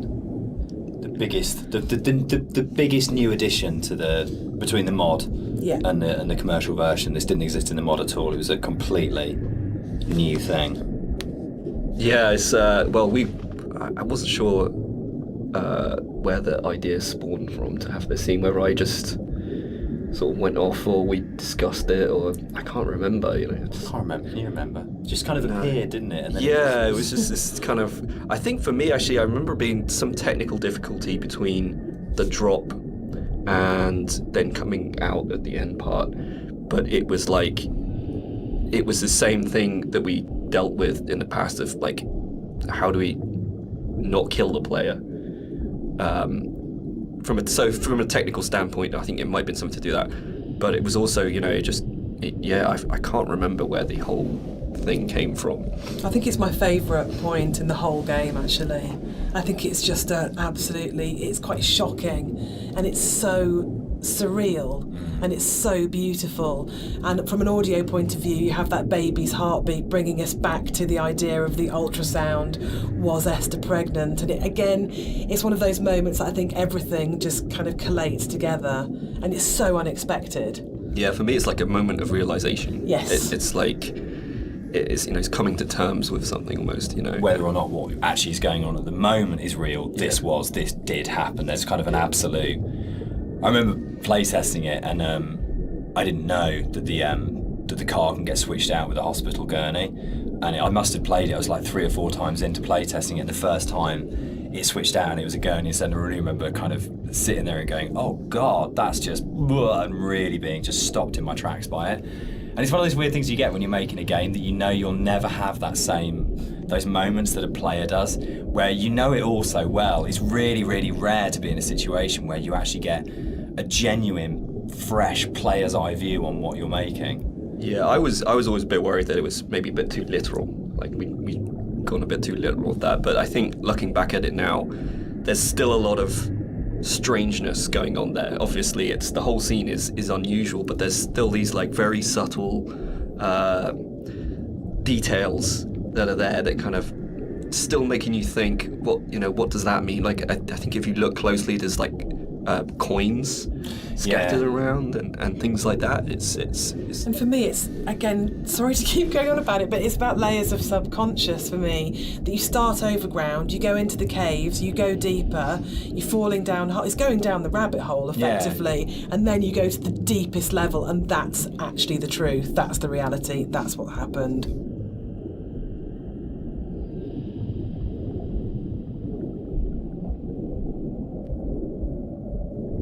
So the admission really is that I did play fast and loose with the geography of the M5. There isn't actually a welcome break service. It's just outside the junction of Sanford. But we also know, players. I mean, what a thing if you make something that's based vaguely on somewhere in real life. In terms of a compliment, when you're getting emails from players going, there isn't a welcome break there, and people really trying to work out where is this, and whole threads about where on the M5 it is. That's just the most amazing feeling. But I think what I really love what I think works really, really well in Esther, and again, it's something that I think is really carried forward to our other games, is that a lot of the time we're not dealing with kind of like big, glamorous, amazing, epic places. It's a sort of like a ratty little island in the Hebrides. It's someone who lived in Wolverhampton. It's just outside, a service station on a stretch of the M5. And I think that earths what's going on. It gives it a realness as well, particularly when you sort of put it against the surrealness of the caves. Actually, you're kind of going, this is really surreal and this is really, really dreamlike, but actually I'm talking about, a car accident just outside a little chef, and that playing off those two things against each other. It's like making the ordinary extraordinary. Absolutely, yeah.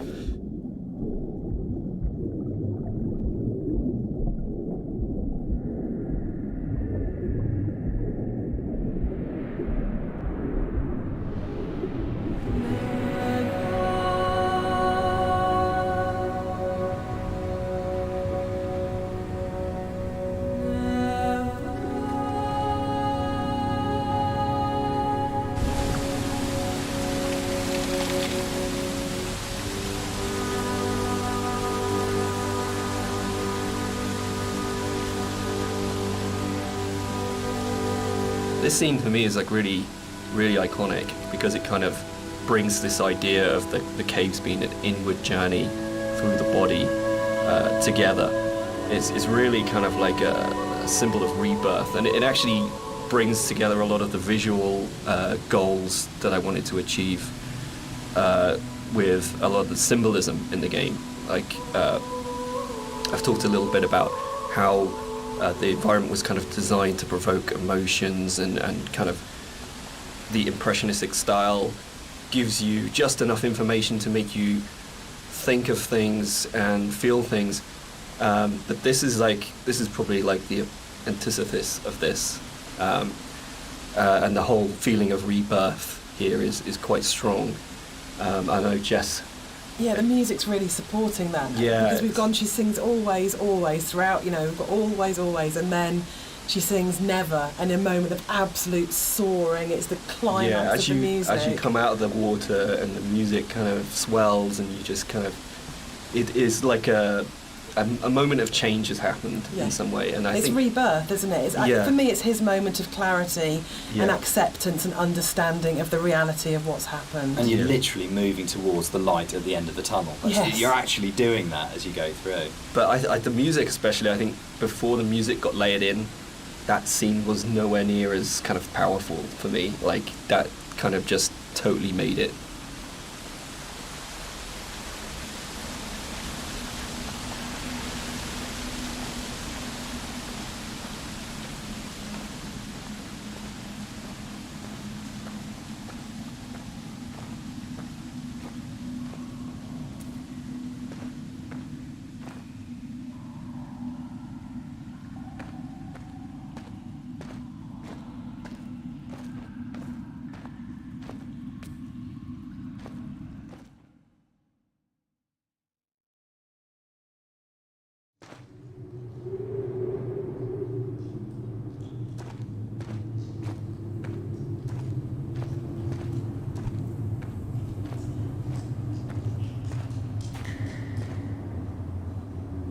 Dan and I had worked on lots of projects together, non-game projects, before we made Dear Esther. And I think the thing that links all of the projects that we've worked on together is that idea of hidden stories and layers of stories. And one of the things I wanted to do with the music was to embed hidden little hints and stories into it. So the music that you hear here has Morse code. And the Morse code is spelling out the word Esther. And I really, really liked this concept of that some people would understand that it was Morse code and try and figure out what it was saying. It also provided a really interesting rhythmical dynamic. And yeah, it's just about these ideas of hidden stories and layers, but it also starts to emphasise the obsessional nature, I think, of the story in Dear Esther, and his agitation and actually slight panic. So you're getting this rhythm that just repeats and repeats and repeats obsessively. So I think even if you don't understand that it's saying Esther, and even if you don't understand that it's Morse code, you're still getting this feeling of this obsessional repetition and slight panic that he has. And again, it's kind of it's the new chapter, and it's spelling out that something has changed at this point.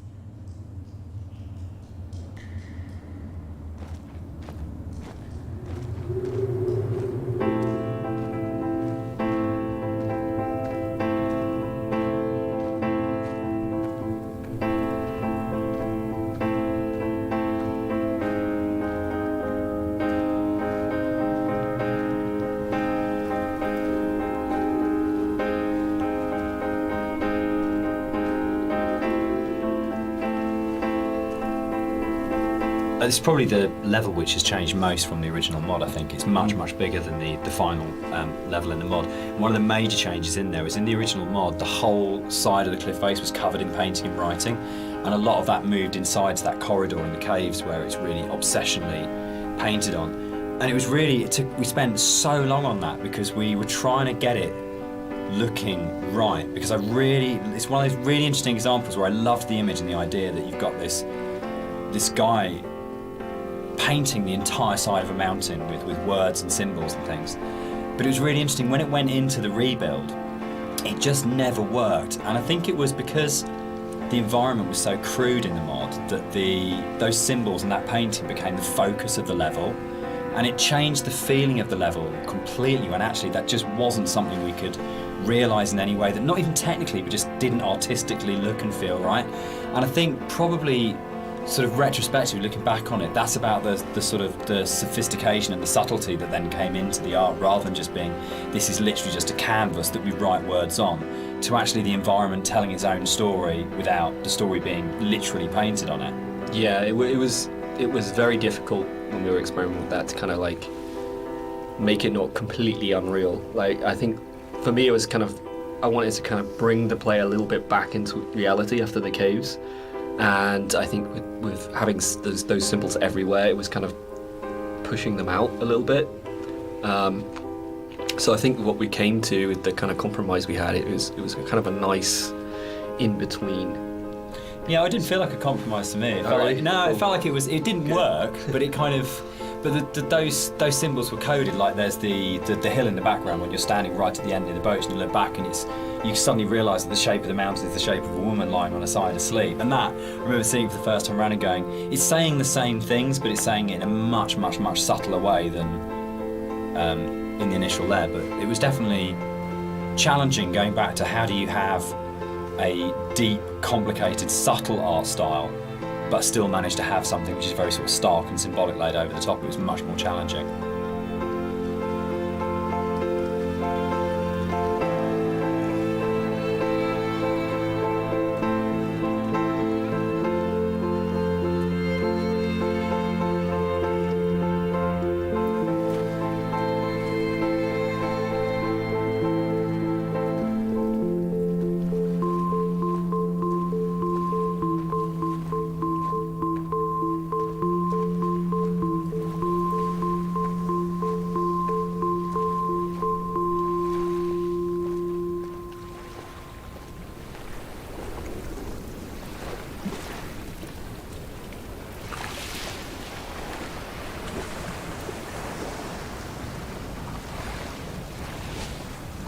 I think one of the most fascinating things for me about planning this director's commentary has been that in previous years, when all the three of us have talked about Dear Esther, we've talked about the interpretation of the player, but actually going through this together, post having made it, we're still surprising each other.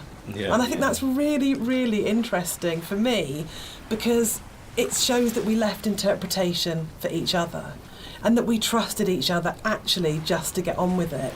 And because we each brought our own special and unique contribution to the game, we didn't have to, in a way, talk it to death, or say you have to justify every idea you have, or talk it to death, or explain it.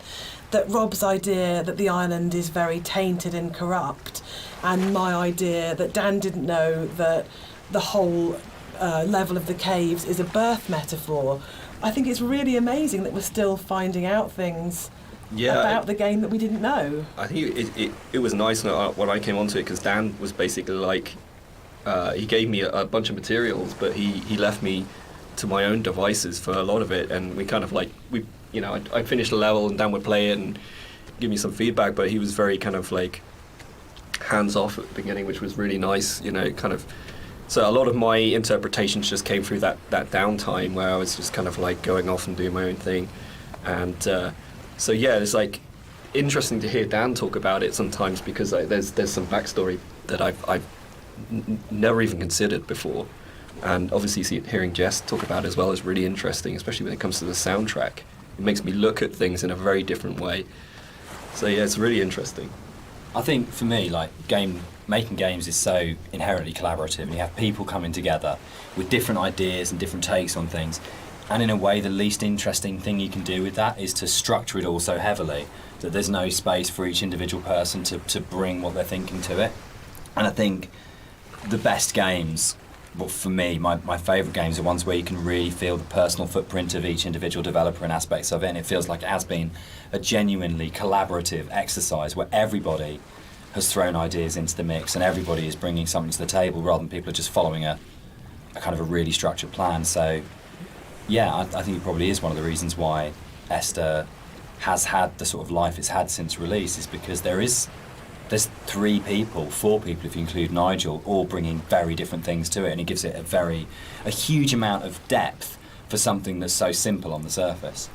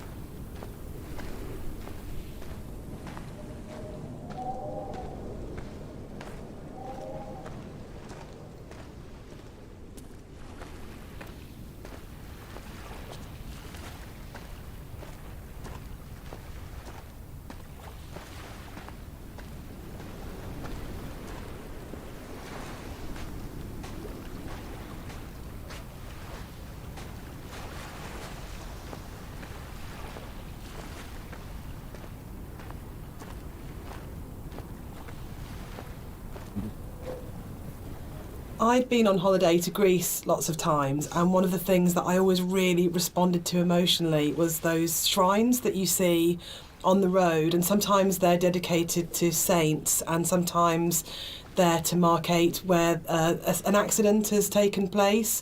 So you'll get photos of the deceased person and flowers and candles, and it always really touched me. And so I said to Rob, I think it would be amazing to get these into the game somehow, and then Rob took that idea and ran with it, and I think they're so successful and they're so beautiful and they're really moving, and I think it's because you had this elemental scale, you have the island and it's huge and you have that scale, and all of a sudden you come around this corner and it's absolutely brought back to the human scale again and to that relationship of the individual. And I think the other thing that it does really successfully is it's a kind of magic realism, because there's no way that you could have all those amounts of candles lighting your way. Who's lit them? The island is empty. Who's put those shrines there? But I just think it's a really lovely bit of environmental storytelling, actually.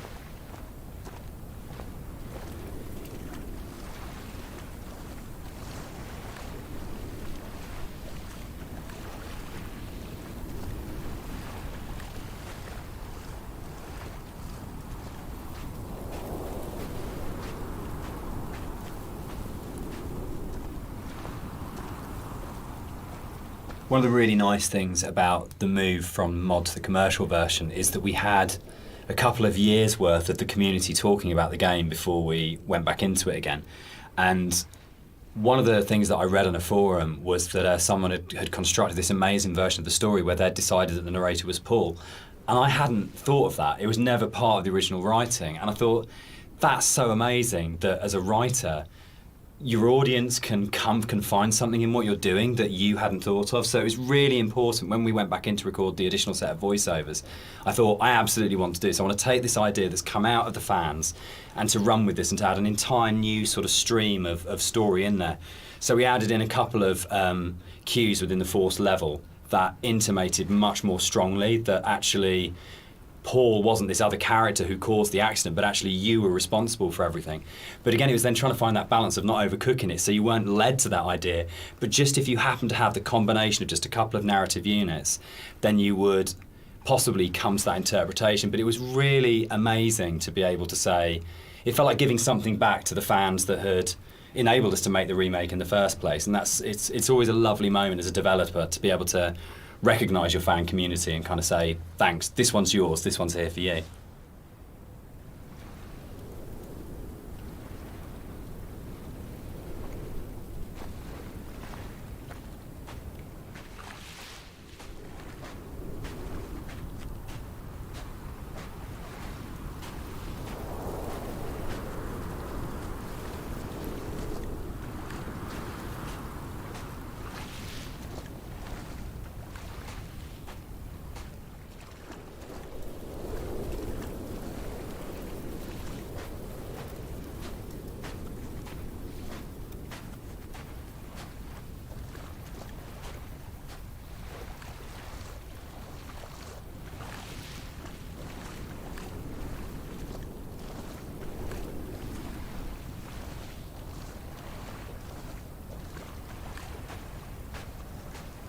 What's fascinating to me, Dan, is that you're an atheist, but each of the 3 games that we've made are so strongly about religion, either the language or taking allegories and stories.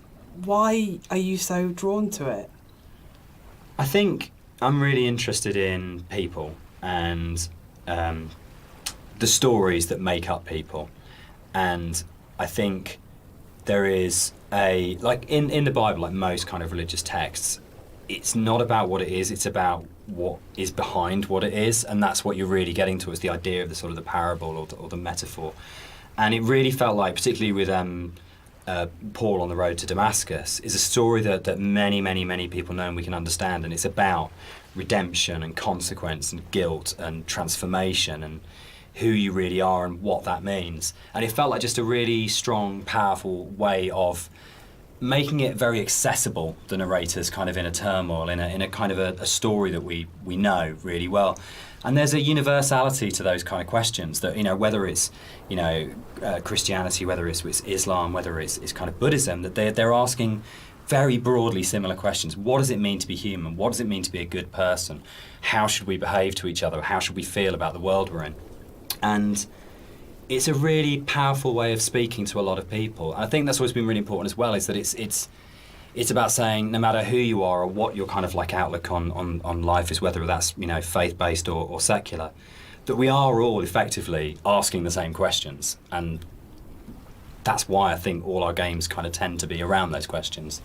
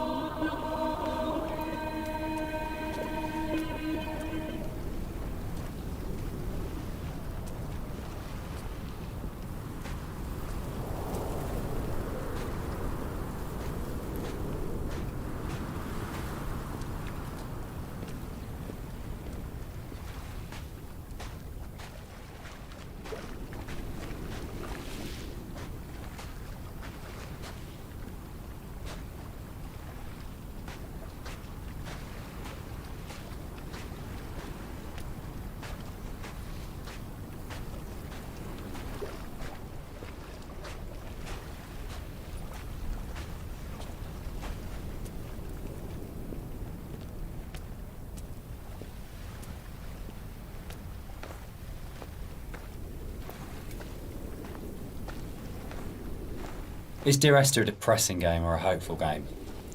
For me, it's kind of like a mix of both, really. I think, like my interpretation is kind of like always feel like kind of depressed when I think about the kind of turmoil that this guy's been going through for God knows how long, and the kind of environment he's been in, and all these events surrounding his story. But for me, I always feel like a little bit hopeful at the end. The conclusion just feels like a relief, and like this is kind of all ended in some way.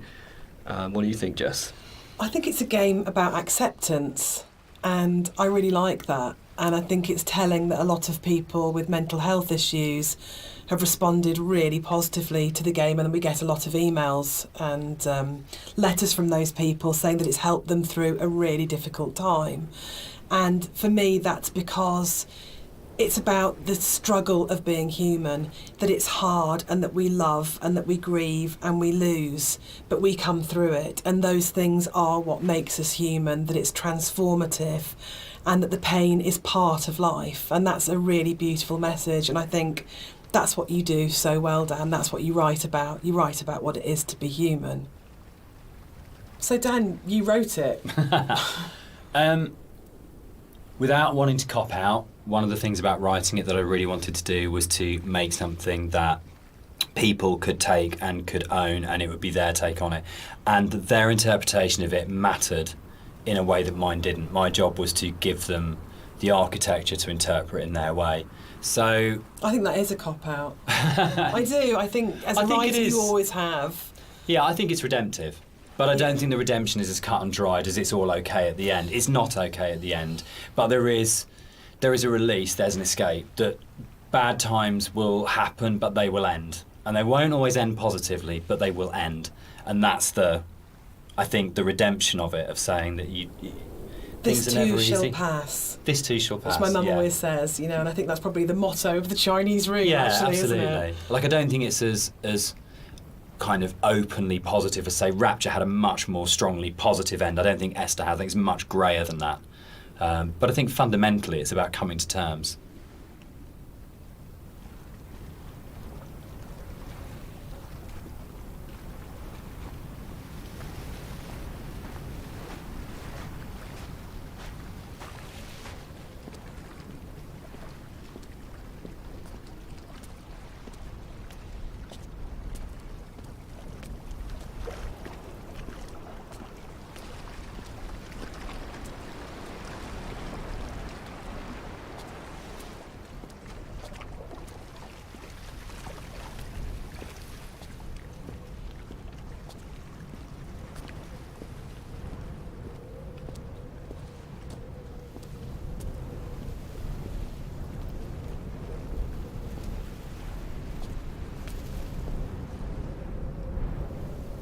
So, Dear Esther is the first walking simulator.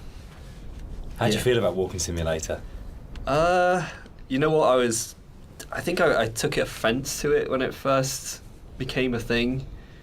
But, I think actually I don't mind it so much now. I think the fact that we have kind of taken ownership over it, like that genre has been kind of made our own by not just our game, but like a bunch of different games have kind of embraced it.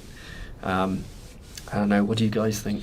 Well, I'm still really confused about the need to categorise in games, probably more than any other creative industry, and I think it shows that games have a long way to come in terms of how we describe an experience. So I do agree with Rob that it's really positive that we reclaimed Walking Simulator, but I still find it reductive, possibly, as a term. What about you, Dan? I think for me it's people want to know what they're buying and what they're getting into, and I think it's so people understand what a walking simulator is now, in a way that if it was like first-person adventure or slow-moving, not very interactive, story-driven games, they're all sort of really very fluffy. But I think if you buy a game and someone says it's a walking simulator now, you've got a pretty good idea what you're getting. And there's been, there's Gone Home, Firewatch, Stanley Parable. There's so many other really good titles that kind of fall within that group of games out there now, that it does have an identity, and I think that's the really good thing about it. I mean, when Esther came out, there was literally nothing. We had no idea how we described it or what we called it. We actually struggled with that quite a lot. When it came to and sort of ended up being sort of like a ghost story, because it felt like it was the closest thing we could get. But it feels like now you can make a game like this and you can say it's a walking simulator,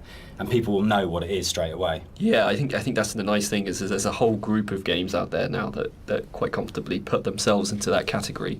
And so it's like if we were to come out before and just said it's a walking simulator, people would have been like, well, that sounds terribly boring. That doesn't. Why the hell would I play that? But now people kind of are a little bit. Seek them out. Yeah, now people are kind of familiar with what that means. The people out there who actually seek this sort of stuff out, and it's kind of really cool. I mean, me myself, I would actually do that, use that as a term to search. But yeah, I mean, it's a very simplified term for what our game is, and there's obviously a lot more to it than walking. But I think when you look at other genres, they're also kind of very simplified. You know, first-person shooter, role-playing game. It's to me it doesn't seem as bad as any of those other things.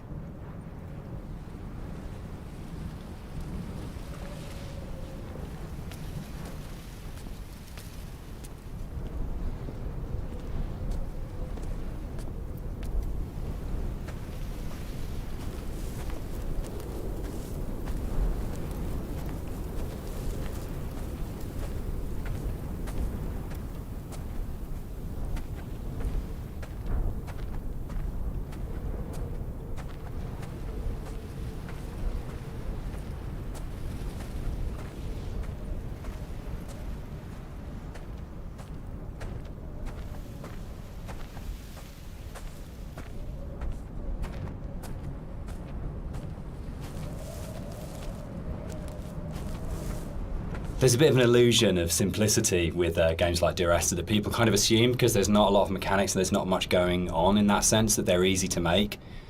And I think actually it's kind of the opposite in a way, that because they're so simple, everything is exposed and everything has to be exceptionally good for it to work, because you're carrying a player's experience on a fairly sparse, minimal kind of framework, and that really means that every aspect of it has to be produced at a really high quality and has to be done with a lot of passion and a lot of thought.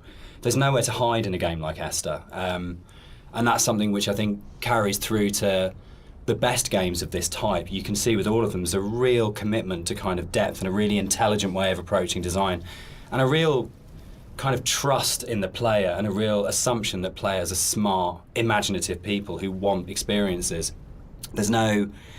It's not a game that it's easy to just knock off or to do with any kind of lazy attitude. You have to be really, really passionate and care a great deal and put an awful lot of thought into it if it's going to work.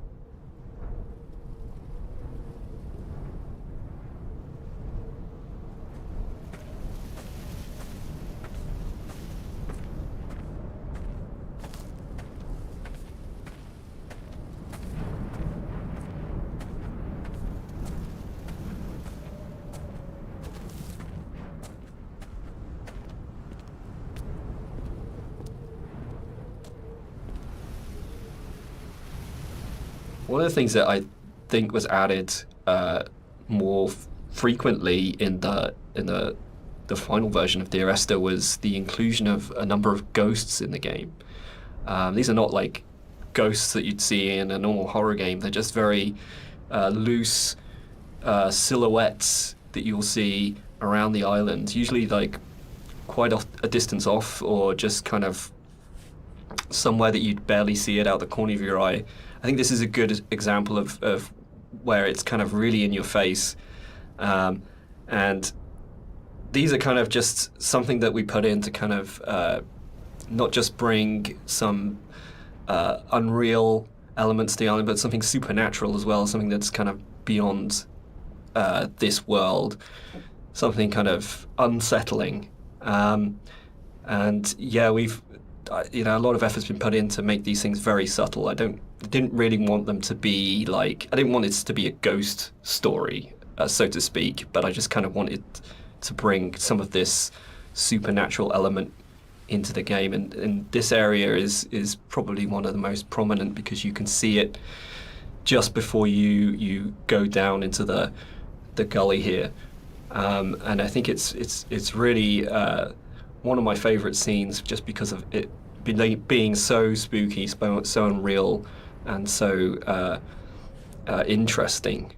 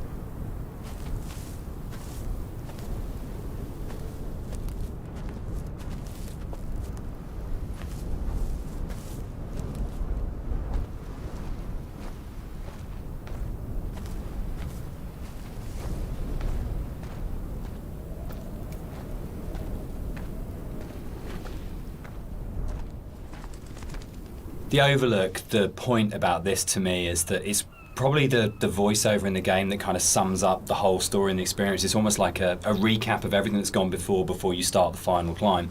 And you know it's that pause before you're going to start the final climb and before the game's kind of builds to a climax. But you can also see the whole level, and it's like the idea that you are standing looking down on your own journey, a bit like the idea of your life flashing before your eyes, or sort of like seeing your body but having an out-of-body experience at the moment of death.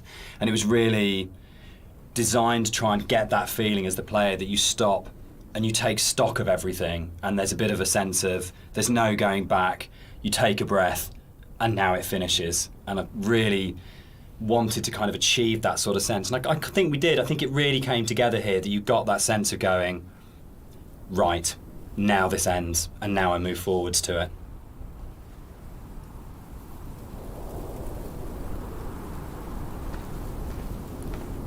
The overlook, the point about this to me is that it's probably the voiceover in the game that kind of sums up the whole story and the experience. It's almost like a recap of everything that's gone before you start the final climb.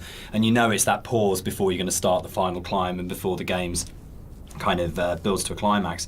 But you can also see the whole level, and it's like the idea that you are standing looking down on your own journey, a bit like the idea of your life flashing before your eyes, or sort of like seeing your body but having an out-of-body experience at the moment of death.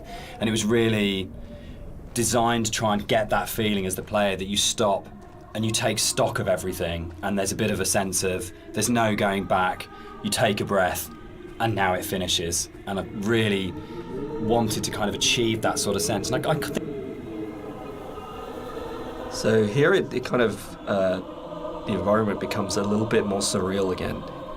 We kind of play with the colors a little bit, bring up the saturation. It's kind of a little bit of a return to some of the more cave-like aesthetics in terms of colors and stuff like that.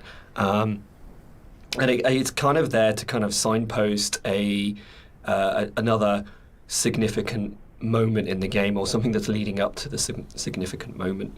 It goes back to this kind of idea of having these emotional signposts in the visuals of the game, without it being overly obvious. And some of that emotional stuff comes through the colors of the environment, and the more saturated they are, the more kind of surreal things become.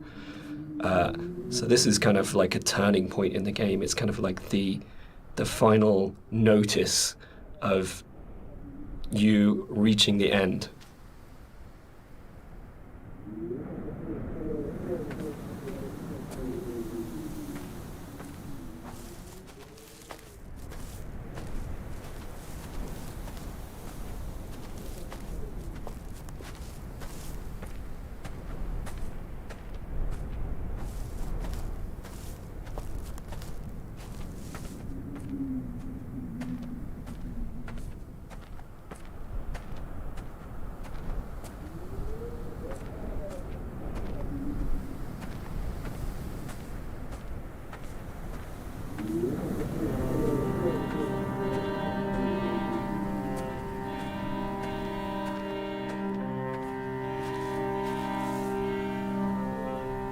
The music that's playing here is a repeat of another cue, and originally we hear it played on the piano, and the string quartet take on the piece here.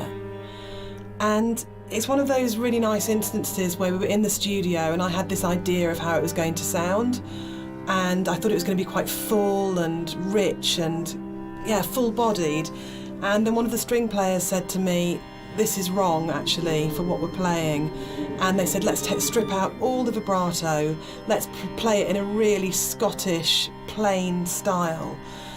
And it absolutely transformed that piece, and it's one of the really special things about being a composer, is that you get to collaborate with people who come fresh to it. So you have this preconceived idea of how it should be, and then they say, no, why don't we turn it around and think about it like this? And it absolutely fits and works for that scene, because what we're getting at this point is a sense of fragility, of an ending, and it's almost reminiscent of a funeral procession. It's slow and it's dirge-like. But yeah, it was just a lovely moment where they gave something of themselves, and that's what's amazing about working with live instrumentalists. You're never going to get that from a sample.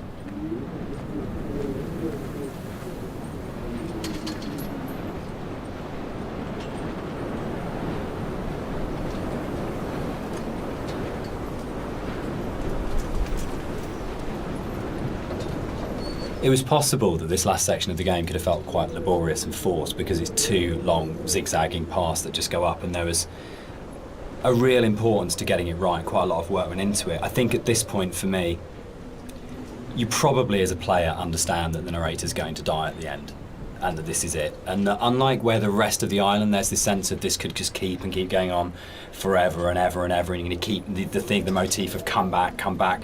But I think when you set on this path, we really wanted to have that sense of this is it, this is the last time you're going to walk these paths, this will end now. And that sort of idea of going, you're kind of climbing towards your death, but you're also moving towards a point where that glimpse in the caves where you see the motorway and you go, I understand what this is about. For me, the whole path up the side of the mountain is about saying, it's okay. It's that kind of starting to kind of release it and go, it's kind of okay that Esther died. It's kind of okay that the accident happened. I know that I'm going to die. I know that this is going to end. And I know that there's nowhere for me to go apart from follow this path, but that's all right. And it was very sort of hard to kind of try and find that subtle mix between the dread of it and the acceptance. It's where the positive and the negative and the kind of the loss and the redemption really start colliding for me. At least certainly that was what we were trying to achieve with it.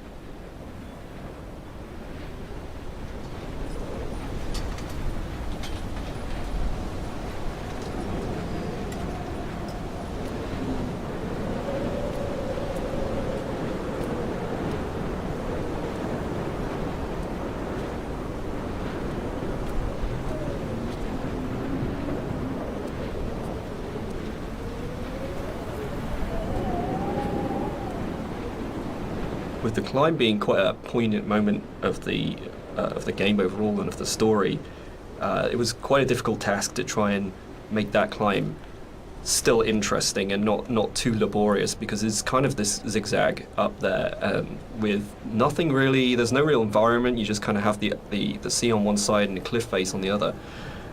So there was quite a lot of work that went into kind of building up this feeling of tension as you're rising and kind of making this moment as poignant as possible while still making it interesting.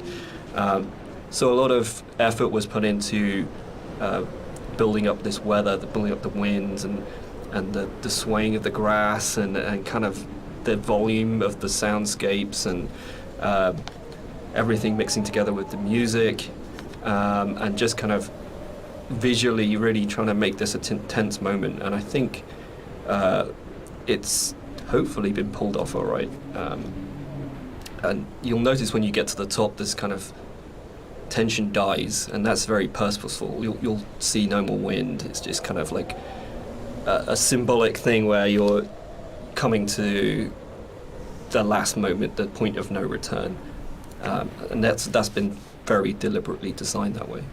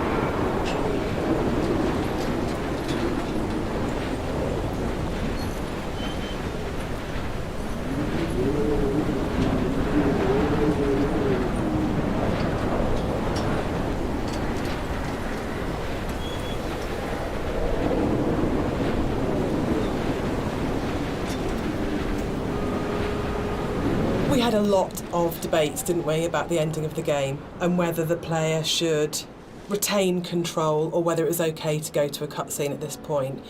I personally don't mind it. I actually actively like it because I think it works really well as a metaphor for loss of control at that point. Dan, I know you're not as keen. Yeah, I'm not. I would have loved the player not to have had control taken away from them, but to me it was a balance between two evils: the evil of having a cutscene and the evil of the player accidentally falling off the ladder halfway up and destroying the ending.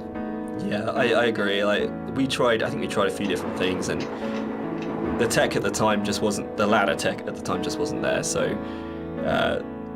and the other thing for me was pacing. It was making sure all the music, the voiceovers, the timings and everything were perfect for that final jump off point.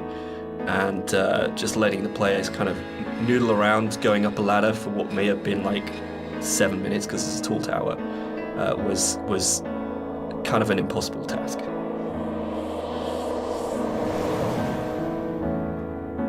One of the things that I enjoyed the most on working on Dear Esther was Rob's beautiful visuals were so inspiring, but Dan's words are always so amazing to write to. I think that's where we start as a partnership. And the music at the end was so easy to write because that last voiceover, it's the pinnacle of the writing to me, as it should be, because it's the last VO, so you would have failed if it wasn't good. But it is just so beautiful and moving.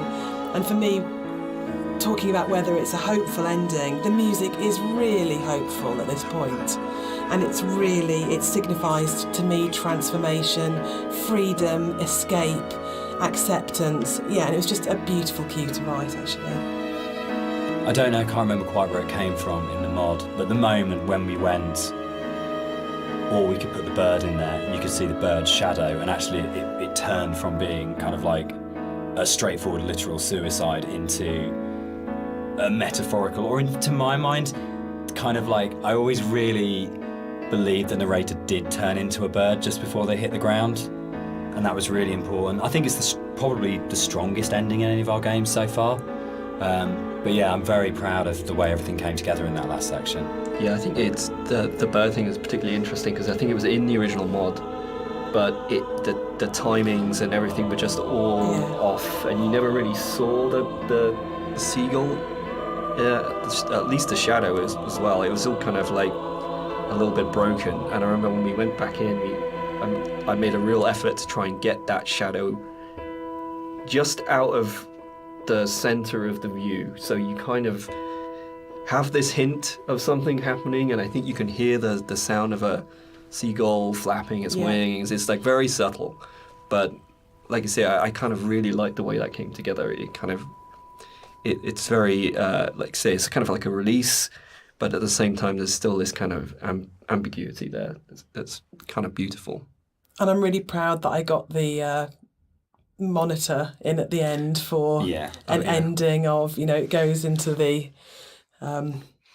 hospital monitor signifying the flat line. And I think it's one of those moments where you never want to be so clever that people notice it and it takes them out of the moment, but it just flows in through the music, and it just feels like everything comes together at that last point. That last VO, Rob's amazing visuals and the music, and it feels like a really, really strong and beautiful ending. And then in the last second, Nigel Carrington's delivery of just those two words have come back, where he just pitch perfect. Yeah.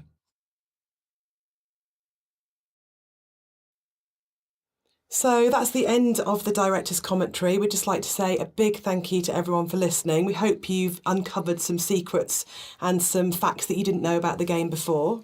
We'd also like to say a huge thank you for buying the game, and for all our fans who've been behind us and been behind the game and have kept it alive all these years. It's a real privilege that it's still out there, still such a title that people love so much. Yeah, and we're really looking forward to the future and what we can create coming up next. Thanks for listening. Cheers. Bye.